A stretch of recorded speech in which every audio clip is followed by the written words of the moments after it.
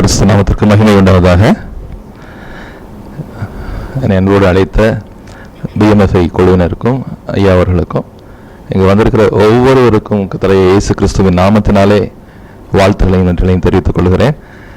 தர்மையான வாய்ப்பை எங்களுக்கு அளித்ததற்காக இந்த தேவனுக்கு நன்றி செலுத்துகிறேன். நாங்கள் திண்டுக்கல் பகுதியிலிருந்து வந்திருக்கிறோம். சின்னாலப்பட்டி என்ற பகுதியிலிருந்து நாங்கள் பாரம்பரியமான ஒரு இந்து குடும்பத்திலிருந்து கடந்து வந்தோம். எங்கள் குடும்பத்தில் 5 பேர். என்னுடைய தகப்பன் ஹாஸ்பிட்டலில் ஃபார்மசிஸ்டாக வேலை பார்த்து கொண்டிருந்தார். என்னுடைய தாய் ஹோமியோபதி டாக்டர். அங்கே கோயம்புத்தூர் பகுதியில் முதலாவது இருந்தோம்.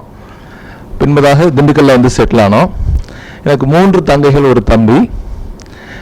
என்னுடைய படிப்பு லெவல் பார்த்தீங்கன்னா 2 டிகிரி மட்டும்தான்.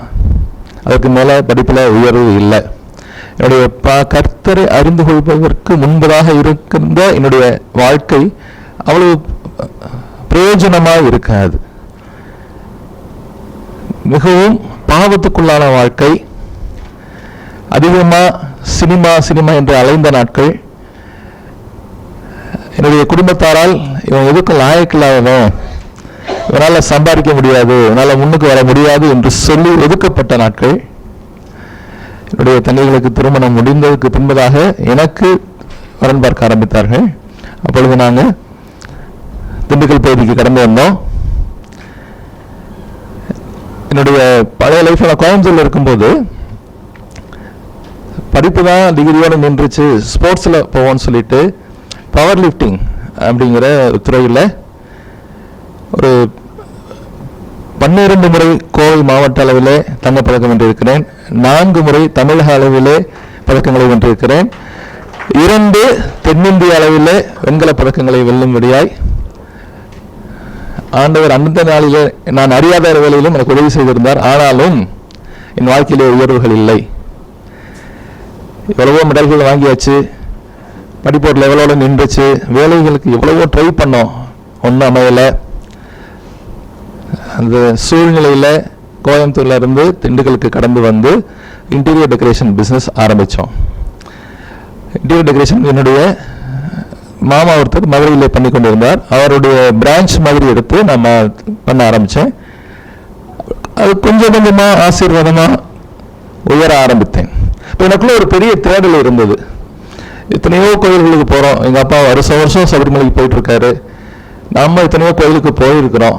தென்னிந்தியாவில் ஒரு கோவில் கூட விட்டதில்லை. எந்த தெய்வமே எனக்கு உதவி செய்யலை. ஏன் இப்படி நம்ம வாழ்க்கை இருக்கு? நமக்கு உதவி செய்ய யார் தான் இருக்கா? எப்படி நம்ம வாழ்க்கையில முன்னேறது என்று சொல்லி எனக்கு ஒரு பெரிய தேடல் இருந்தது. நம்ம படைச்ச தெய்வம் அப்படின்னா நம்ம கூட பேசணுமே, அது நமக்கு வாழ்க்கையில வழிகாட்டணுமே. எவ்வளவோ தூரம் ஒரு காரியங்களை நம்ம கடந்து செல்லும் பொழுதெல்லாம் அது கூட எவ்வளவோ நீ எனக்கு இதை செஞ்சா நான் இப்படி வர்றேன், இதை செஞ்சா நான் இந்த காரியங்கள் செய்கிறேன்னு சொல்லி பொருத்தனைகள் பண்ணி கொண்ட பொழுதெல்லாம் எதுவுமே நிறைவேறாமலேயே போய்கொண்டிருந்தது. இப்படி அநேக தேடல்கள் என்னுடைய வாழ்க்கையில் இருந்தது. அப்போ எனக்கு இந்த இன்டீரியர் டெக்கரேஷன்ல திண்டுக்கல் பகுதியில் வந்து ஆரம்பித்து செய்து கொண்டிருந்த பொழுது எனக்கு ஒரு நண்பர் அறிமுகமானார். என்னுடைய பார்ட்னராக அவரை சேர்த்துக் கொள்ளும்படியாக இருந்தது. அவர் எனக்கு ரேக்கி என்ற ஒரு கலையை அறிமுகப்படுத்தி வைத்தார். ரேக்கி ஹீலிங் என்று சொல்லி அவங்களுடைய டீச்சிங் என்னன்னா, இயேசு கிறிஸ்து தொட்டா சுகமாச்சு. அப்போ அவருடைய கையில் இருந்து ஒரு வல்லமை புறப்பட்டுச்சு. அதே மாதிரி இந்த பிரபஞ்சத்தில் இருக்க எனர்ஜியை வாங்கி சேனலாக நம்ம யூஸ் பண்ணி அநேகரை சுகமாக்க முடியும் என்று சொல்லி அவர்கள் எனக்கு கற்றுக் கொடுத்தார்கள். அதற்கான தீட்சை கொடுத்தார்கள், அதற்கான பயிற்சி கொடுத்தார்கள். அது கிரியை நடப்பிக்க ஆரம்பித்தது. கிட்டத்தட்ட ஒரு 40 பேருக்கு மேலே அது மாதிரி எனர்ஜி கொடுத்து அநேக வியாதிகளில் இருந்து சுகமாகும்படியாய் எனக்கு அது என் வாழ்க்கையில் கிரியை நடப்பித்தது. அனைவரை சுகமாக்கிட்டேன். அப்போ நான் நினைச்சேன், எனக்குள்ள இருந்த தேடல் இதுதான் முடிவு என்று சொல்லி நான் நினைத்துக் கொண்டிருந்தேன். நான் தேடலை கண்டுபிடித்தாயிற்று என்று சொல்லி நினைத்துக் கொண்டிருந்தேன். அந்த சூழ்நிலையிலே எனக்கு திருமணம் நடந்தது. நான் நடுவில் பெரிய பொட்டு வச்சிருப்பேன், எப்பவுமே குங்குமம் வச்சிருப்பேன். அப்படிதான் என்னுடைய வாழ்க்கை இருந்தது. இந்த திருமணத்துக்கு பின்பதாக என்னுடைய மனைவி முதலாவது இடத்துல கேட்ட கேள்வி, எனக்கு அநேக கிறிஸ்தவ நண்பர்கள் உண்டு, வசன போர்டுகள் கொடுத்திருக்காங்க, வீட்டில் வைக்கலாமா என்று சொல்லி கேட்டாங்க. அப்போ நான் சொன்னேன், எனக்கு வந்து நான் படித்தது மதுரையில் ஆரம்ப காலங்களில் செமினரி ஸ்கூலில், அதனால் எனக்கு கிறிஸ்தவத்தை பற்றி எகென்ஸ்டாக ஒன்றும் இல்லை, தாராளமாக வச்சுக்கப்பேன். நம்ம ரூமில் வீட்டுக்குள்ளே நம்ம ரூமில் மட்டும் வச்சுக்க, வெளியில் வைக்க வேண்டாம். எங்கள் வீட்டில் எல்லா விக்கிரகங்களும் உண்டு. எங்கள் அம்மா காலையில் எழுந்திரிச்சு எல்லா விக்கிரகங்களுக்கும் பூஜை பண்ணி அதுக்கப்புறம் தான் சமையலே ஆரம்பிப்பாங்க, அடுப்பத்தை வைப்பாங்க. அப்படிப்பட்ட இருந்த சூழ்நிலைங்கிறதுனால வீட்டுக்கு நம்ம ரூம்குள்ளே வச்சுக்கன்னு சொல்லியிருந்தேன். அது முதலாவது என் மனைவி என்னிடத்துல கேட்டது. அதுக்கு பின்பதாக ஒரு நாள் என்னுடைய சித்தப்பா ஒருத்தர் வீட்டுக்கு விருந்துக்கு சென்றிருந்தோம். இரவில் கிட்டத்தட்ட 2 கிலோமீட்டர் தூரம், அப்போ 2 வீலர் வச்சுருந்தேன். எங்கள் வீட்டுக்கு திரும்பி ரிட்டர்ன் வரணும். அப்போ கடந்து வரும்பொழுது திடீர்னு நல்ல மழை பெஞ்சுது. இப்போ மழை பெஞ்சப்போ என்னுடைய மனைவிட்ட சொல்கிறேன், இங்கே எங்கேயாவது நின்றுட்டு போகலாம்ப்பா, நல்ல மழை பெய்யுது, ஷெல்டர் வழியில் ஒன்றும் ஷெல்டர் இல்லை, 2 கிலோமீட்டர் தாண்டி போகணும், நின்று போகலாமான்னு கேட்டேன். இப்போ அவங்க சொன்னாங்க, ஒன்றும் பிரச்சனை இல்லைங்க, நான் ஜெபம் பண்ணிக்கிறேன். அப்படி அவங்க சொன்ன உடனே நானும் மறுபடியும் சொல்லாமல் கடந்து சென்றேன். வீட்டில் போய் போர்ட்டிக்கோல வண்டியை நிப்பாட்டிட்டு பார்த்தா அவங்க இறங்கி உள்ளே போயிட்டாங்க. என்னால் வண்டியை விட்டு இறங்க முடியல. ஏன்னா என்னுடைய வண்டியோ நானோ நனையவே இல்லை. 2 கிலோமீட்டர் நல்ல மழையில் இரவு 9:30 மணிக்கு கடந்து வந்திருக்கிறோம். எங்கள் மேலே ஒரு துளி தண்ணி இல்லை. அப்போ அவங்க மறுபடியும் வெளியில் வந்தாங்க. கர்த்தருடைய பரிசுத்த நாமத்திற்கு மகிமை உண்டாகட்டும். வெளியில் வந்து, ஏன் வண்டியிலே உட்காந்துட்டு இருக்கீங்க அப்படின்னு கேட்டாங்க. இல்லைப்பா, இவ்வளோ மழை பெய்யுது, நீ பார்க்கலையா, நீ நனைஞ்சிருக்கியா அப்படின்னு கேட்டேன். இல்லை நான் உங்கள் பின்னால் தான் உட்காந்து எந்த நாளைக்கு நனைகிறேன் அப்படின்னாங்க. இல்லைப்பா அப்படி இல்லை, வண்டியை பாரு நம்ம நனையவே இல்லை, நீ ஜெர்மனிக்கேன்னு சொன்ன இல்லையா, அது வந்து நம்ம நனையாமல் வந்திருக்கிறோம். ஸோ இதோ ஒரு அற்புதம் நடந்திருக்கிறது. அது முதலாவது கர்த்தர் என்னை சந்தித்தது. அதற்கு பின்பதாக 2வது முறையாக கர்த்தர் என்னை சந்தித்தார். என்னுடைய பார்ட்னரோடு கூட விருதுநகர் பகுதியில் அருப்புக்கோட்டை ரோட்டில் ஒருத்தர் குறி சொல்றாரு, அங்கே போகணும், அவருடைய ரிலேட்டிவ் ஒருத்தருக்காக அங்கே போகணும், காரில் போகிறோம், நீங்கள் கூட வாங்கன்னு அவர் கூப்பிட்டுட்டு போகிறாரு. அவரோட கூட போகும்படியாக கடந்து சென்றேன். அந்த இடத்துக்கு கடந்து செல்லும் பொழுது அவர் வந்து அமாவாசைக்கு பௌர்ணமிக்கு குறி சொல்றவர். சுடலை மாடசாமி கோவில் என்று சொன்னார்கள். அங்கே போயிருந்த பொழுது ஒரு 10க்கு 10 ரூம், அதில் அவர் உட்காந்துருக்காரு, ஒரு சேர் போட்டு டேபிள் போட்டு தனியாக உட்காந்துருக்காரு. முன்னால் ஒரு பெரிய தட்டில் நிறைய விபூதி. போகிறவங்க எல்லாரையும் கீழே உட்கார சொல்கிறாங்க. நாங்கள் 3 பேர் கடந்து சென்று எங்களை கீழே உட்கார சொன்னாங்க. உட்கார்ந்தோம். அப்படி பார்த்துட்டு அவர் சொன்னது, என்னை பார்த்து நீ கிறிஸ்டியனான்னு கேட்டார். நான் இல்லைங்க. இல்லையே. இப்போ உனக்கு நெருங்கியவர்கள் யாராவது கிறிஸ்டியனான்னு கேட்டார். இல்லை அப்படின்னு. உன் மனைவி கிறிஸ்டியனான்னு கேட்டார். இல்லைன்னு சொன்னேன். இல்லை, உன் பேர் என்னன்னு கேட்டார். கண்ணன், திருஞானமணி கண்ணன் அப்படின்னு சொன்னேன். இல்லை, உன்னை பார்த்தாலே சிலுவைதான் முன்னால நிற்குது, நான் குறி சொல்ல முடியல, நீ வெளியில போயிருன்னு சொன்னார். ஹல்லேலூயா. அன்றே தேவனுடைய வார்த்தை என்னுடைய வாழ்க்கையில நிறைவேறினது. யாக்கோபுக்கு விரோதமான மந்திரவாதம் இல்லை, இஸ்ரவேலுக்கு விரோதமான குறி சொல்லுதலும் இல்லை. கர்த்தருடைய வார்த்தை. ஹல்லேலூயா. இது 2வது என்னுடைய வாழ்க்கையில கர்த்தர் இடைப்பட்டது. அப்படியும் நான் முழுமையாக கர்த்தரை ஏற்றுக்கொள்ளவில்லை. ஏன்னா எனக்குள்ள அந்த ரேக்கி ஹீலிங், அந்த ஒரு பெரிய ஒரு கலை என்னோடு இருந்தது என்று சொல்லி நான் நம்பிக்கொண்டிருந்தபடினால், என்னுடைய தேடல் அதில் நிறைவாயிற்று என்று சொல்லி நான் நினைத்துக் கொண்டிருந்தபடினால், 2 அதிசயங்களின் வாழ்க்கையை நடந்த பொழுதும் நான் கர்த்தரை ஏற்றுக்கொள்ளவில்லை என்பதாக கர்த்தர் எனக்கு ஒரு பெரிய பைல்ஸ் ட்ரபிளை கொடுத்தார். அப்பொழுது என்னுடைய வாழ்க்கையிலே படிப்படியாக முன்னேற்றங்கள் வந்து கொண்டிருந்தது. நிறைய ஒரு 100 பேருக்கு மேலே என்கிட்ட பெயிண்டிங் ஒர்க் பண்ணிட்டு இருந்தாங்க. புதுக்கோட்டையில் தாஜ்மஹால் புகையில் ஓனர் வீட்டில் வேலை நடந்துட்டு இருந்தது. சத்தியமங்கலத்தில் பன்னாரிமன் இன்ஜினியரிங் காலேஜில் வேலைகள் நடந்துட்டு இருந்தது. இப்போ கண்டினியூவாக ட்ராவலில் இருப்பேன். 3 நாள் வீட்டில் இருப்பேன், 4 நாள் வெளியூரில் இருப்பேன். இப்படி அலைந்து கொண்டிருந்த வேலையில் எனக்கு பைல்ஸ் ட்ரபிள் வந்தது. எனக்கு 2001 செப்டம்பர் 7 எங்களுடைய திருமணம். அதுக்கு பின்பதாக 2 மாதங்களுக்குள்ளாக நான் சொன்ன அத்தனை சம்பவங்களும் நடந்தது. கடைசியாக பைல்ஸ் ட்ரபிள். நான் எத்தனையோ பேருக்கு கியூர் பண்ணிட்டேன் அநேக காரியங்களில் இருந்து. ஆனால் எனக்கு வந்த பைல்ஸ் ட்ரபிளை என்னால் ரேக்கி மூலமாக கியூர் பண்ண முடியல. எவ்வளவோ ட்ரை பண்ண என்னால் கியூர் பண்ண முடியல. இப்போ எனக்கு தீட்சை கொடுத்த என்னுடைய மாஸ்டர் ஃபோன் பண்ணி வர சொன்னாங்க. தூத்துக்குடி பகுதியில் இருக்காங்க. அவரும் ரேக்கி என்னவோ செஞ்சு பார்த்தாரு, ஒன்றும் நடக்கலைங்க. சரி, வேறு வழி இல்லை, அடுத்த ட்ரீட்மெண்ட்டுக்கு போவோம்னு முடிவு பண்ணோம். இப்போ இங்கிலீஷ் ட்ரீட்மெண்ட் போகலாம் அப்படின்னு கேட்கும் பொழுது ஆப்ரேஷன் பண்ணணும், ரொம்ப முத்தி போச்சு அப்படின்னு சொன்னாங்க. என்னுடைய வாழ்க்கையில் நான் நிறைய பார்த்துருக்கேன். என்னுடைய ஹெரிடிட்டியாக என்னுடைய தாத்தா சித்தப்பாமார் எல்லாத்துக்கும் அந்த பைல் ஸ்டபிள் அநேக ட்ரபிள் கொடுத்ததை பார்த்துருக்கேன். அவங்க ஆப்ரேஷன் பண்ணியும் சுகமாகாமல் திருப்பி அது வந்துட்டு இருந்ததை பார்த்துருக்கேன். அதனால் எனக்கு ஆப்ரேஷனில் நம்பிக்கை இல்லை, வேண்டான்னு சொல்லிட்டு அடுத்த ஹோமியோபதி ட்ரீட்மெண்ட் கடந்து சென்றேன். ஹோமியோபதியில் 2 வாரங்கள் மருந்து சாப்பிட்ருக்கிறேன், எதுவுமே கேட்கல. காசு செலவானதான் மிச்சம். அதிகம் நோதனை அதிகப்படுத்தி கொண்டே இருந்தது. கல்யாணமாகி 2 மாதத்துக்குள்ளே இவ்வளோ பெரிய வேலை, என்னால் வெளியில் போக முடியல, இப்படியெல்லாம் உயிர் வாழணுமா அப்படிங்கிற ஸ்டேஜுக்கு நான் போயிட்டேன். அடுத்ததாக சித்தா ட்ரை பண்ணுவோம். எனக்கு தெரிந்த, குடும்பத்துக்கு தெரிந்த ஒரு சித்த வைத்தியர் மதுரையில் இருந்தார். அவரை வரவழைத்து அவரிடத்துல இருந்து மருந்துகள் பெற்று சாப்பிட்ட பொழுது 2 நாள் மருந்து சாப்பிட்ருக்கேன். 2 நாளும் அன்கான்சியஸாக வீட்டில் ஹாலில் கிடந்தேன். அவ்வளவு சிவியரான மருந்துகள். 3ஆவது நாள் என்னுடைய பார்ட்னர் என்னை தேடி வர்றார். வெளியில் வேலைகள் நிறைய நடந்துட்டுருக்கு. கிட்டத்தட்ட 2 வாரங்களுக்கு மேலே வெளியில் எங்கேயும் போக முடியல இந்த நோயினால். நான் ஒரு டாக்ஸி பிடிச்சிட்டு வரேங்க, நீங்கள் படுத்துட்டாவது வந்துடுங்க, போய் பார்த்துட்டு வந்துடுவோம், என்ன நடக்குதுன்னே தெரியல, நிறைய பேமெண்ட்ஸ் வெளியில் நிற்கிதுன்னு சொல்கிறாங்க.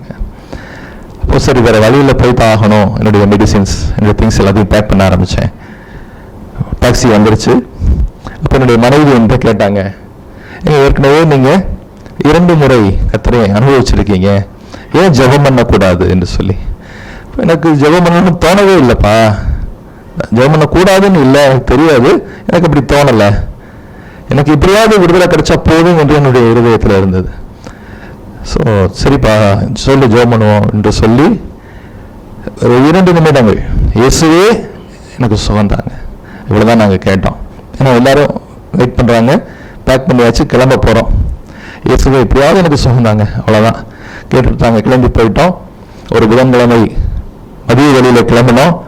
ஞாயிற்றுக்கிழமை வரை வெளியூரில் வேலைகளுக்காக சுற்றிவிட்டு ஞாயிற்றுக்கிழமை காலை வேலையில் வந்து வீட்டில் இறங்குறேன்.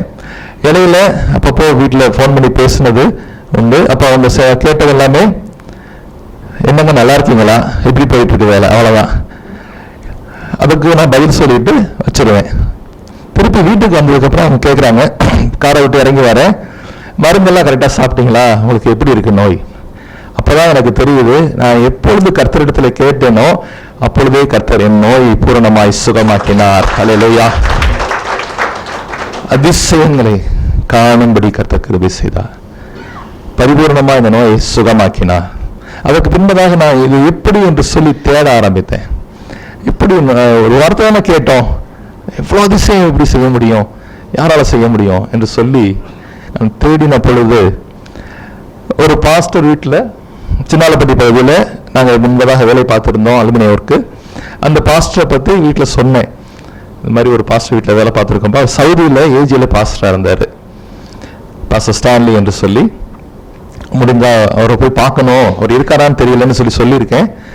இந்த சம்பவம் நடந்து ஒரு 2-3 நாட்களுக்குள்ளே அவர்களிடத்துலேருந்து ஃபோன் வருது, ஒரு வேலை இருக்குது வாங்க தம்பின்னு சொல்லிட்டு. அப்போ நான் என்னுடைய பார்ட்னரும் அங்கே கடந்து சென்றோம். இந்த வேலையை பேசிட்டு வெளியில் வரும்போது நான் அவருடைய தனிமையிலே அவசரமாக என்னுடைய காரியத்தை கர்த்தர் எனக்கு விடுதலை தந்ததை சொன்னேன். அப்போ அவர் சொன்னார், யார்கிட்ட கேட்கணுமோ அவர்கிட்ட கேட்டிருக்கீங்க தம்பி, அதனால் விடுதலை கொடுத்துருக்காரு. நீங்கள் 2002 ஜனவரி மாதம் நியூ இயருக்கு எங்கள் வீட்டில் விருந்துக்கு வாங்கன்னு சொல்லி இன்வைட் பண்ணுறாரு. நாங்கள் டிசம்பரில் பேசுகிறோம், நியூ இயருக்கு இன்வைட் பண்ணுறாரு. இப்போ நியூ இயருக்கு நாங்கள் குடும்பமாய் கடந்து சென்றோம். அப்பொழுது முதலாவது சத்தியத்தை எங்களுக்கு அறிவித்தார். சுவிசேஷம் அவர் மூலமாக எங்களுக்கு அறிவிக்கப்பட்டது. தேவனுடைய அன்பை எங்களுக்கு சொன்னார். அந்த அன்பின் நிமித்தமாய் தேவன் தேடி வந்து உங்களை சுகமாக்கி இருக்கிறார். நீங்க கேட்ட ஒரு வார்த்தையிலேயே அவர் உங்களுக்கு சுகமாக்கி இருக்கிறார் என்று சொல்லி அவர் உங்களுக்கு கற்றுக் கொடுத்தார். அதற்கு பின்பதாக படிப்படியாய் தேவனை தெரிந்து கொண்டோம், தேவனை கற்றுக்கொண்டோம். இப்போ இந்த வாழ்க்கை எங்களுடைய அப்பா அம்மா இடத்துல இருந்து இது தெரிந்து ஒரு பெரிய போராட்டம் உருவானது. நாங்கள் தேவனுக்குள்ளாய் கடந்து செல்கிறோம் என்று சொல்லி அவர்கள் தெரிந்து கொண்டு எங்களுக்கு விரோதமாய் அநேக காரியங்கள், இந்த 33 கோடி தேவர்கள் செய்யாதத இந்த இயேசு உனக்கு என்ன செஞ்சிருன்னு பார்க்கலாம் என்று சொல்லி அடித்தார்கள். செருப்படி விளக்கமரடிலாம் வாங்கினோம். அடுத்து என்ன அடித்தாங்க. அடுத்து அறுவாலத்துக்கு எங்கள் அப்பா எப்போ வந்தார், அப்போ தட்டி விட்டேன். எங்களை வீட்டை விட்டு துரத்தினார்கள். இப்போ வீட்டை விட்டு நாங்கள் வெளியில் வரும் பொழுது எங்களுடைய பிஸ்னஸில் கிட்டத்தட்ட 3,60,000 ரூபாய் கடன். நல்ல பிஸ்னஸ் நடந்துகிட்டு இருக்கிறது போல தோற்றம் இருந்தது. ஆனால் 3,60,000 ரூபாய் கடன். கையில் 10 பைசா கிடையாது. 250 ரூபா கையில் வச்சிருக்கேன். என்னுடைய மனைவிக்கு கல்யாணமாகி வந்த அந்த சீர்பாத்திரங்கள், அவங்களுடைய பொருட்கள், என்னுடைய ட்ரெஸ், இது மட்டும்தான் நாங்கள் எடுத்துகிட்டு போகிறோம். சின்னாலப்பேட்டை பகுதியில் ஒரு வீடு பார்த்து கடந்து செல்லுகிறோம். 250 ரூபா கையில் இருக்குது. அது வண்டி ஷிப் பண்ணுறதுக்கு வாடகைக்கு 250 ரூபா கேட்குறாங்க. ஷிப் பண்ணுறதுக்கு வாடகை கொடுத்தோம். 2002ஆம் ஆண்டு ஜூலை மாதம் 25ஆம் தேதி தனியாக கர்த்தர் எங்களை எங்கள் குடும்பத்திலிருந்து வேறு பிரித்து கொண்டு போனார். கர்த்தரை மட்டுமே நம்பி, இயேசுவை மட்டுமே நம்பி, வேற எதையும் நம்பாது, எந்த சூழ்நிலையும் நம்பிக்கைக்கு எதுவா இல்லை. எங்கள் வாழ்க்கையில் 0 கிடையாது, -3,65,000 அந்த சூழ்நிலையை கடந்து சென்றோம். அப்பொழுது கர்த்தர் ஒருபோதும் கைவிடாத தெய்வம் என்பதை எங்களுடைய வாழ்க்கையிலே நிரூபித்தார். இதற்கிடையில் ஒரு சம்பவத்தை சொல்ல விரும்புகிறேன். என்னுடைய மனைவிக்கு தொடர்ந்து கன்சீவ் ஆவது போல தோன்றும், ஆனால் கன்சீவ் ஆகவே இல்லை. அவங்க நெகட்டிவாகவே வந்துட்டு இருந்தது. அப்புறம் நான் தேவனை ருசித்த புதியது எங்கள் வீட்டில் தான், எங்கள் அப்பா அம்மா தான் இருக்கோம். இப்போ வீட்டில் பயங்கர இன்னும் கன்சீவ் ஆகாமல் இருக்காங்க, என்ன பிரச்சனை, அவங்க ரொம்ப டார்ச்சர் பண்ண ஆரம்பிச்சிட்டாங்க எங்கள் அம்மா. அப்போது அவங்க தேனியில் கிருஷ்ணமால் மெமோரியல் ஹாஸ்பிட்டல் என்று சொல்லி ஒரு ஹாஸ்பிட்டல் உண்டு. அவங்களுடைய ஃபேமிலி டாக்டர். அவங்க தேனி, எங்களுடைய நேட்டிவ் தேனி பக்கத்தில் வீரபாண்டி. அப்போ அந்த ஹாஸ்பிட்டலில் போய் அவங்க செக் பண்ணுறாங்க. ஒரு வாரமாக டாக்டர் அம்மா ஸ்கேன் பார்த்துட்டு அவங்க கொடுத்த ரிப்போர்ட், மெடிக்கலி அவங்களுக்கு குழந்தை பிறக்கிறதுக்கு சான்சஸ் இல்லை. அப்படி ட்ரீட்மெண்ட் வேணும்னா 2 பேர் வாங்க, முயற்சி பண்ணலாம், மெடிக்கலி சான்சஸ் இல்லைன்னு சொல்லி ரிப்போர்ட் கொடுத்தாங்க. ஒரு வாரம் ஸ்கேன் பண்ணி அவங்க கொடுத்த ரிப்போர்ட். ஆனால் எனக்கு அப்பொழுதுதான் விடுதலையாகி நான் இயேசுவை ஏற்றுக்கொண்டு முழுமையாய் கர்த்தரை அறிந்திருந்த புதிது. அப்போ நான் என்னுடைய மனைவிட்ட பேசினேன். அந்த கர்த்தர் தான் நம்மளை ஒன்று சேர்த்தார் அப்படின்னா, எனக்கு விடுதலை கொடுத்த கர்த்தரால நமக்கு குழந்தை கொடுக்க முடியும், நான் நம்புறேன். நீ நம்புறியாப்பா? கண்டிப்பாக நம்புறேங்க. அப்போ ட்ரீட்மெண்ட் வேணான்னு சொல்லிட்டு வந்துச்சு. அதுக்கு பின்பதாக தான் எங்கள் குடும்பத்தில் அநேக காரியங்கள் நடந்தது. நாங்கள் குடும்பத்தை விட்டு வேறு பிரிக்கப்பட்டோம்.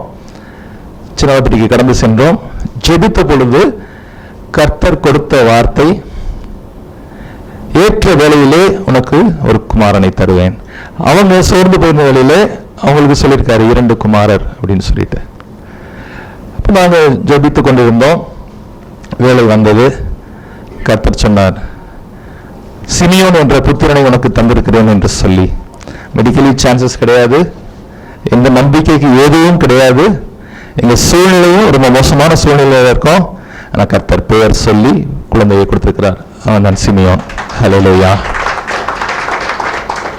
அப்படி ஒவ்வொரு நாளும் அதிசயங்களை காணும்படியாய் கர்த்தர் கிருபை செய்தார். இந்த சூழ்நிலையிலே தனியாக எனக்கு வேலை கொடுத்து அந்த 1 வருடத்திற்குள்ளாக எல்லா கடன்களையும் அடைக்கும்படியாய் கர்த்தர் உதவி செய்தார்.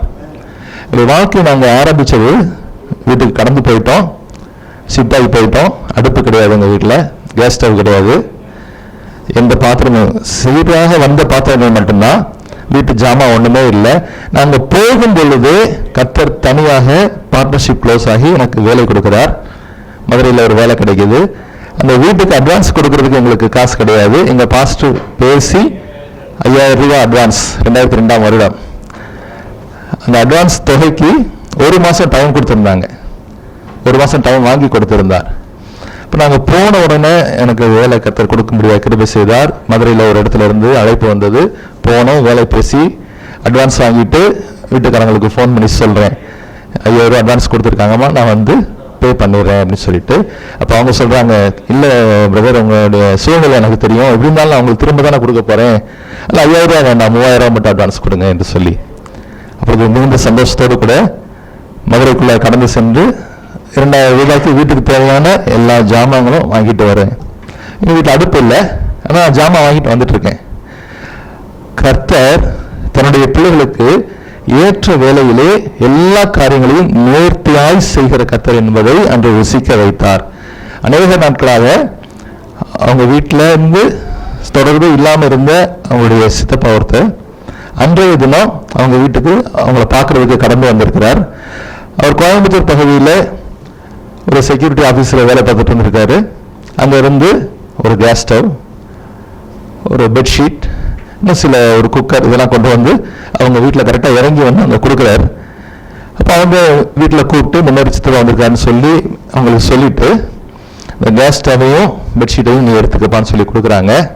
நான் பஸ்ஸை விட்டு இறங்கி வீட்டுக்கு தேவையான ஜாமானோடு நடந்து வருகிறேன். எங்கள் பாஸ்டர்மா வந்து ஸ்டவ் வந்துருச்சா சந்தோஷம்ப்பா, எங்கிட்ட ஒரு எக்ஸ்ட்ரா சிலிண்டர் இருக்கு, ரெகுலேட்டர் இருக்குன்னு சொல்லி அவங்க கொடுத்தாங்க. இப்படியாய் நேர்த்தியாய் கர்த்தர் அவரை மட்டும் நம்பி வந்த பொழுது எல்லா காரியங்களையும் எங்களுக்கு கிடைக்க செய்து எங்கள் வழி நடத்தினார். படிப்படியாய் எங்களை உயர்த்த ஆரம்பித்தார். எங்க அப்பா அம்மாவும் நாங்கள் வெளியில வரும்போது சொன்னது, இவங்க சோத்துக்கு வழி இல்லாம இவ்வளவு கடனோட போறாங்க, இவங்க சோத்துக்கு வழி இல்லாம பிச்சை எடுத்து திரும்ப எங்ககிட்ட தான் வந்து நிக்கணும்னு சொல்லி சொன்னாங்க. ஆனா கர்த்தர் இன்று வரை இறந்து தெரிய வைக்கவில்லை. ஹல்லேலூயா. எல்லா காரியங்களையும் நேர்த்தியாய் கடன்களை அடைக்கும்படி செய்து படிப்படியாய் கர்த்தர் எங்களை உயர்த்த ஆரம்பித்தார். அவர்களுக்கு மத்தியிலே, எங்களுடைய உறவினர்களுக்கு மத்தியிலே, எங்களை உதாசீனமாய் எண்ணின அநேகருக்கு மத்தியிலே கர்த்தர் எங்களை உயர்த்தி அற்புதமாய் அதிசயமாய் அவர் எங்களோடு கூட இருக்கிறார் என்பதை நாங்கள் உணர்ந்து கொள்ளும்படியாய், நாங்கள் அனுபவிக்கும்படியாய், ஒவ்வொரு நாளும் நாங்கள் அவரை அனுபவிக்கும்படியாய் கர்த்தர் எங்களுக்கு உதவி செய்தார். ஹல்லேலூயா. என்னுடைய பழைய வாழ்க்கையில என்னுடைய பிசினஸ் எதுலையுமே சோதிக்கவில்லை. என்னுடைய படிப்பு சாதாரண லெவலில் தான் இருந்துச்சு. இந்த உறவினர்களுக்கு மத்தியிலே உதாசீனம் பண்ணப்பட்டவனா இருந்தேன். இவன் ஒன்றுக்கு லாயக்கில்லாதவன் என்று சொல்லி ஓப்பனா எல்லாரும் சொல்லுவாங்க. ஆனால் அவங்க வேலைகளுக்கெல்லாம் என்னை யூஸ் பண்ணிக்குவாங்க. அப்படிதான் இருந்தது. ஆனால் கர்த்தரை ஏற்றுக்கொண்ட பின்பதாக கர்த்தர் என்னை மகிமைப்படுத்தி உறவினர்களுக்கு மத்தியிலே அவர்கள் என்னை கனம் பண்ணும்படியாய் கர்த்தர் உதவி செய்தார். அநேக நாட்களாக என்னை கூப்பிடாம இருந்த எங்க அம்மா ஒரு நாள் திடீர்னு ஃபோன் பண்றாங்க.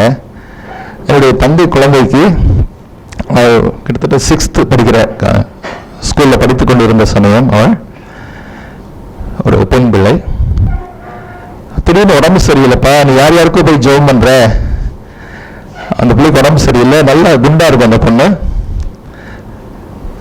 நிக்காம மோஷன் போயிட்டே இருக்கு, கொஞ்சம் ஒல்லியாயிருச்சு, முடியெல்லாம் கொட்டி போயிருச்சு, டாக்டர்கிட்ட கூட்டு போய் காட்டினோம், ஒண்ணுமே இல்லைங்கிறாரு, என்னன்னே தெரியல, நீ வந்து அந்த பிள்ளைக்கு ஜெபம் பண்ணணும்னு சொல்லி கூப்பிடுறாங்க. அப்புறம் நான் கடந்து சென்றேன். எனக்கு பெரிய ஆச்சரியம். ஏன்னா எகெயின்ஸ்டா இருந்தவங்க முதல்ல கூப்பிட்டு ஜெபம் பண்ண சொல்றாங்களே என்று சொல்லி, அப்பொழுது போய் அந்த பிள்ளைக்கு என்ன வைத்து ஜெபித்துக்கிட்டு வந்தேன். அந்த பிள்ளைக்கு சத்தியத்தை சொல்லி, நீ கேளுப்பா, கர்த்தர் உனக்கு விடுதலை கொடுப்பார், எனக்கு இந்த மாதிரி பைல் ஸ்டெப்ல இருந்து விடுதலை கொடுத்தாரு, நீ கேட்டேன்னா நிச்சயமா உனக்கு சுகம் கொடுப்பார் என்று சொல்லி ஜெபித்து விட்டு கடந்து வந்தேன். அடுத்த 2வது நாள் போன் வந்தது, அந்த பிள்ளைக்கு கம்ப்ளீட்டா சரியாகி அந்த பிள்ளை ஸ்கூலுக்கு போய்விட்டது என்று சொல்லி. ஹல்லேலூயா. அதுல இருந்து அவங்க ஆச்சரியமா பார்க்க ஆரம்பிச்சாங்க. அந்த விஷயங்கள் தெரிந்து வீட்டில் ஆச்சரியமா பார்க்க ஆரம்பிச்சாங்க. அப்போ என்னுடைய தம்பியினுடைய மேரேஜ் வந்தது. அப்பொழுது என்னுடைய இன்னொரு தங்கை, அவங்க இப்ப திருச்சியில் இருக்காங்க, வந்திருக்காங்க, அவங்களை காணும்படி கர்த்தர் கிருபை செய்தார். அந்த பொண்ணு இப்ப வந்து தங்கச்சி என்கிட்ட சொல்லுது, அண்ணா நான் முதலே ரசிக்கப்பட்டேன், நான் நினைச்சிட்டு இருக்கேன் என் குடும்பத்தை யாருமே ரசிக்கப்படலை, நான் தான் முதலாவது என்று சொல்லி சொல்லுது. உன் பேரெல்லாம் எழுதி வச்சு, எல்லாருடைய பேர் எழுதி வச்சு நான் அநேக நாட்களாக ஜெபித்து கொண்டு வந்திருக்கிறேன். இன்னைக்கு உன்னை இப்படி பார்க்கறது, ஊழியக்காரனை பார்க்கறது ரொம்ப சந்தோஷம் என்று சொல்லி அவர்கள் இங்கு நம்ம மத்தியிலே கடந்து வந்திருக்கிறார்கள். ஹல்லேலூயா. நமக்கு தெரியாது, கர்த்தர் ஏற்கனவே நமக்காய் ஜெபிக்கும்படியாய் அநேகரை வைத்திருக்கிறார்.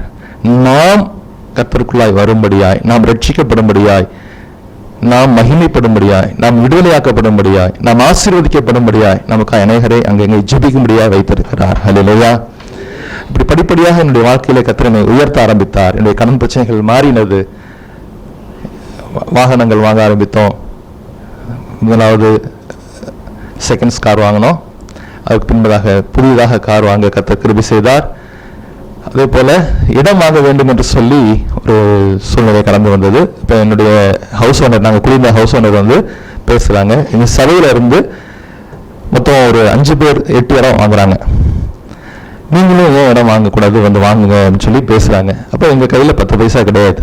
வேலை நடந்துட்டுருக்கு, எல்லாம் சரியாக ஓடிக்கொண்டு இருக்கிறது, வரவுக்கும் செலவு சரியாக ஓடிட்டு கொண்டு இருக்கிறது. கர்த்தர் ஆசீர்வதித்து கொண்டு இருக்கிறார். ஆனால் ஒரு இடம் வாங்குற அளவுக்கு இன்வெஸ்ட் பண்ணுற அளவுக்கு எங்கள் கையில் காசு இல்லை.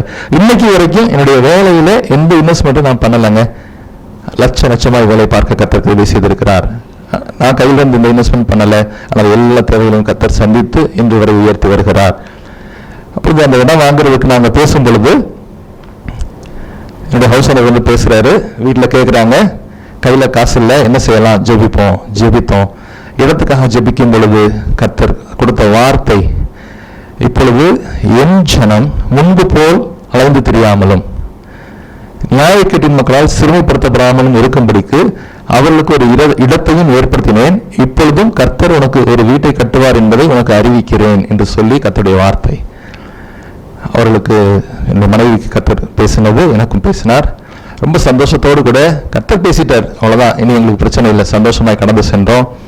தேவைகளை சந்தித்தார், இடம் வாங்கும்படி கர்த்தர் கிருபை செய்தார். அதுவும் அற்புதம். அட்வான்ஸ் கொடுக்க காசு இருந்துச்சு.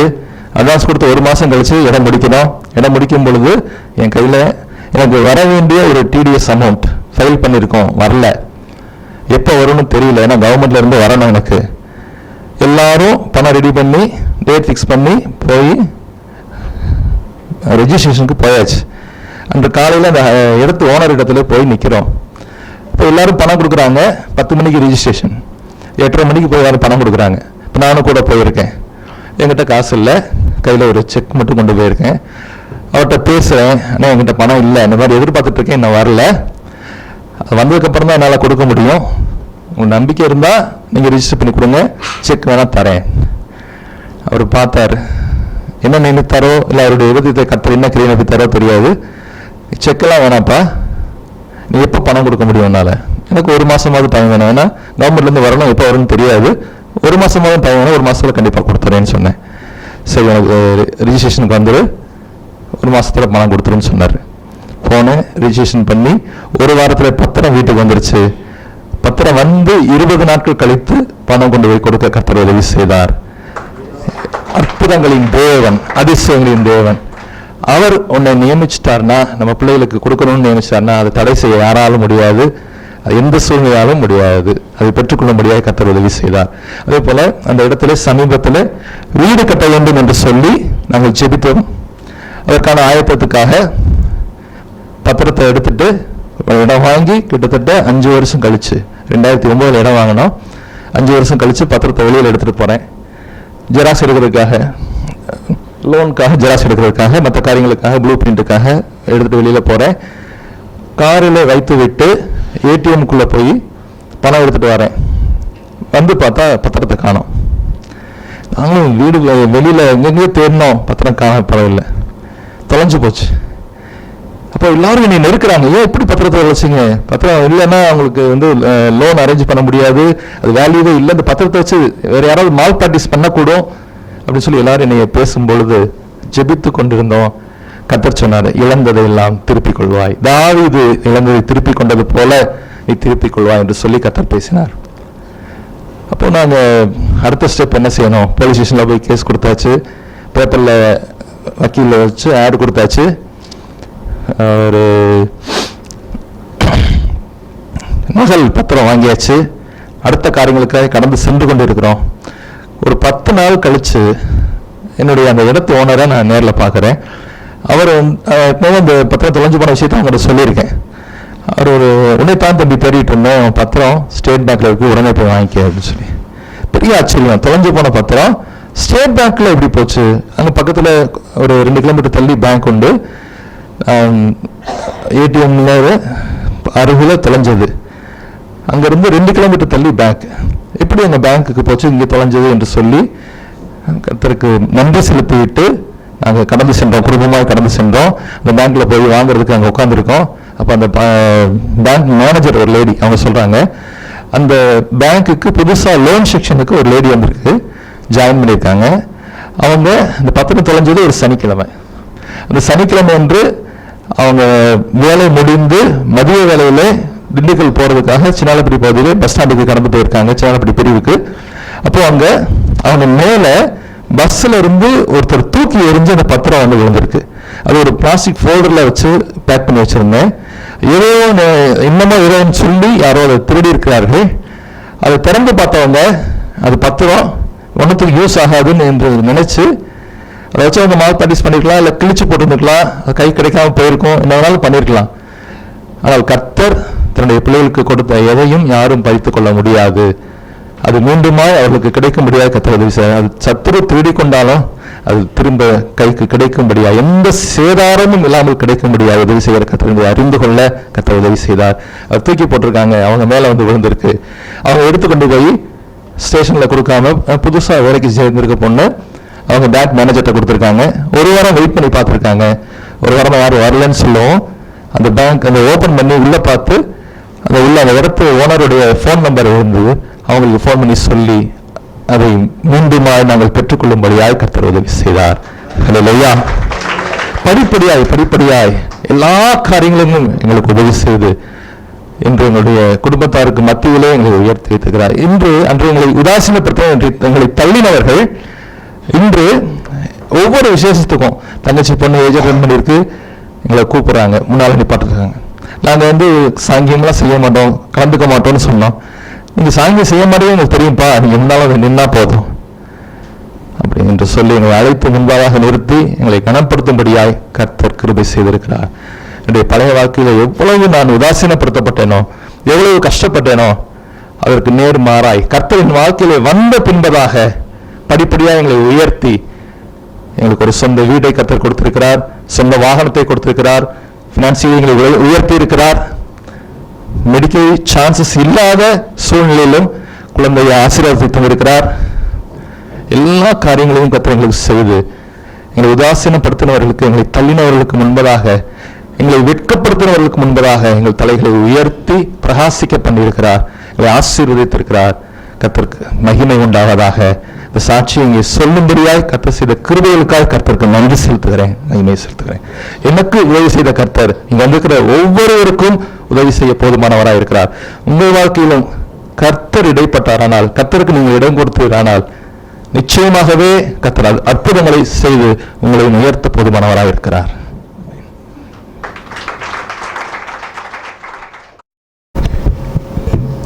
அதை மூதாட்டி அழகாக பதிவு செய்திருக்கிறாள். தமிழ் சமுதாயத்திற்கு நல்ல வார்த்தையை. ஆவதும் பின்னாலே முற்பகுதியை மட்டும் எடுத்துக்கொள்வோம். அழிவதும் பின்னாலே என்ற வார்த்தையை நீக்கிவிடுவோம். ஆரம்பத்தில் பதிவு செய்த வார்த்தை ஜெபிப்போமா என்று ஒரு ஐயத்தோடு கேட்ட கேள்வி. ஜெபித்த பிறகு இறைமகன் இயேசுவின் திருநாமத்தினாலே கிடைக்கப்பெற்ற பாக்கியத்திற்கு ஆதாரமாக இருக்கிற அருமை சகோதரி திருமதி ஜெரோம் அவர்கள் 2 வார்த்தைகளை சொல்லும்படி அன்பாய் கேட்கிறேன்.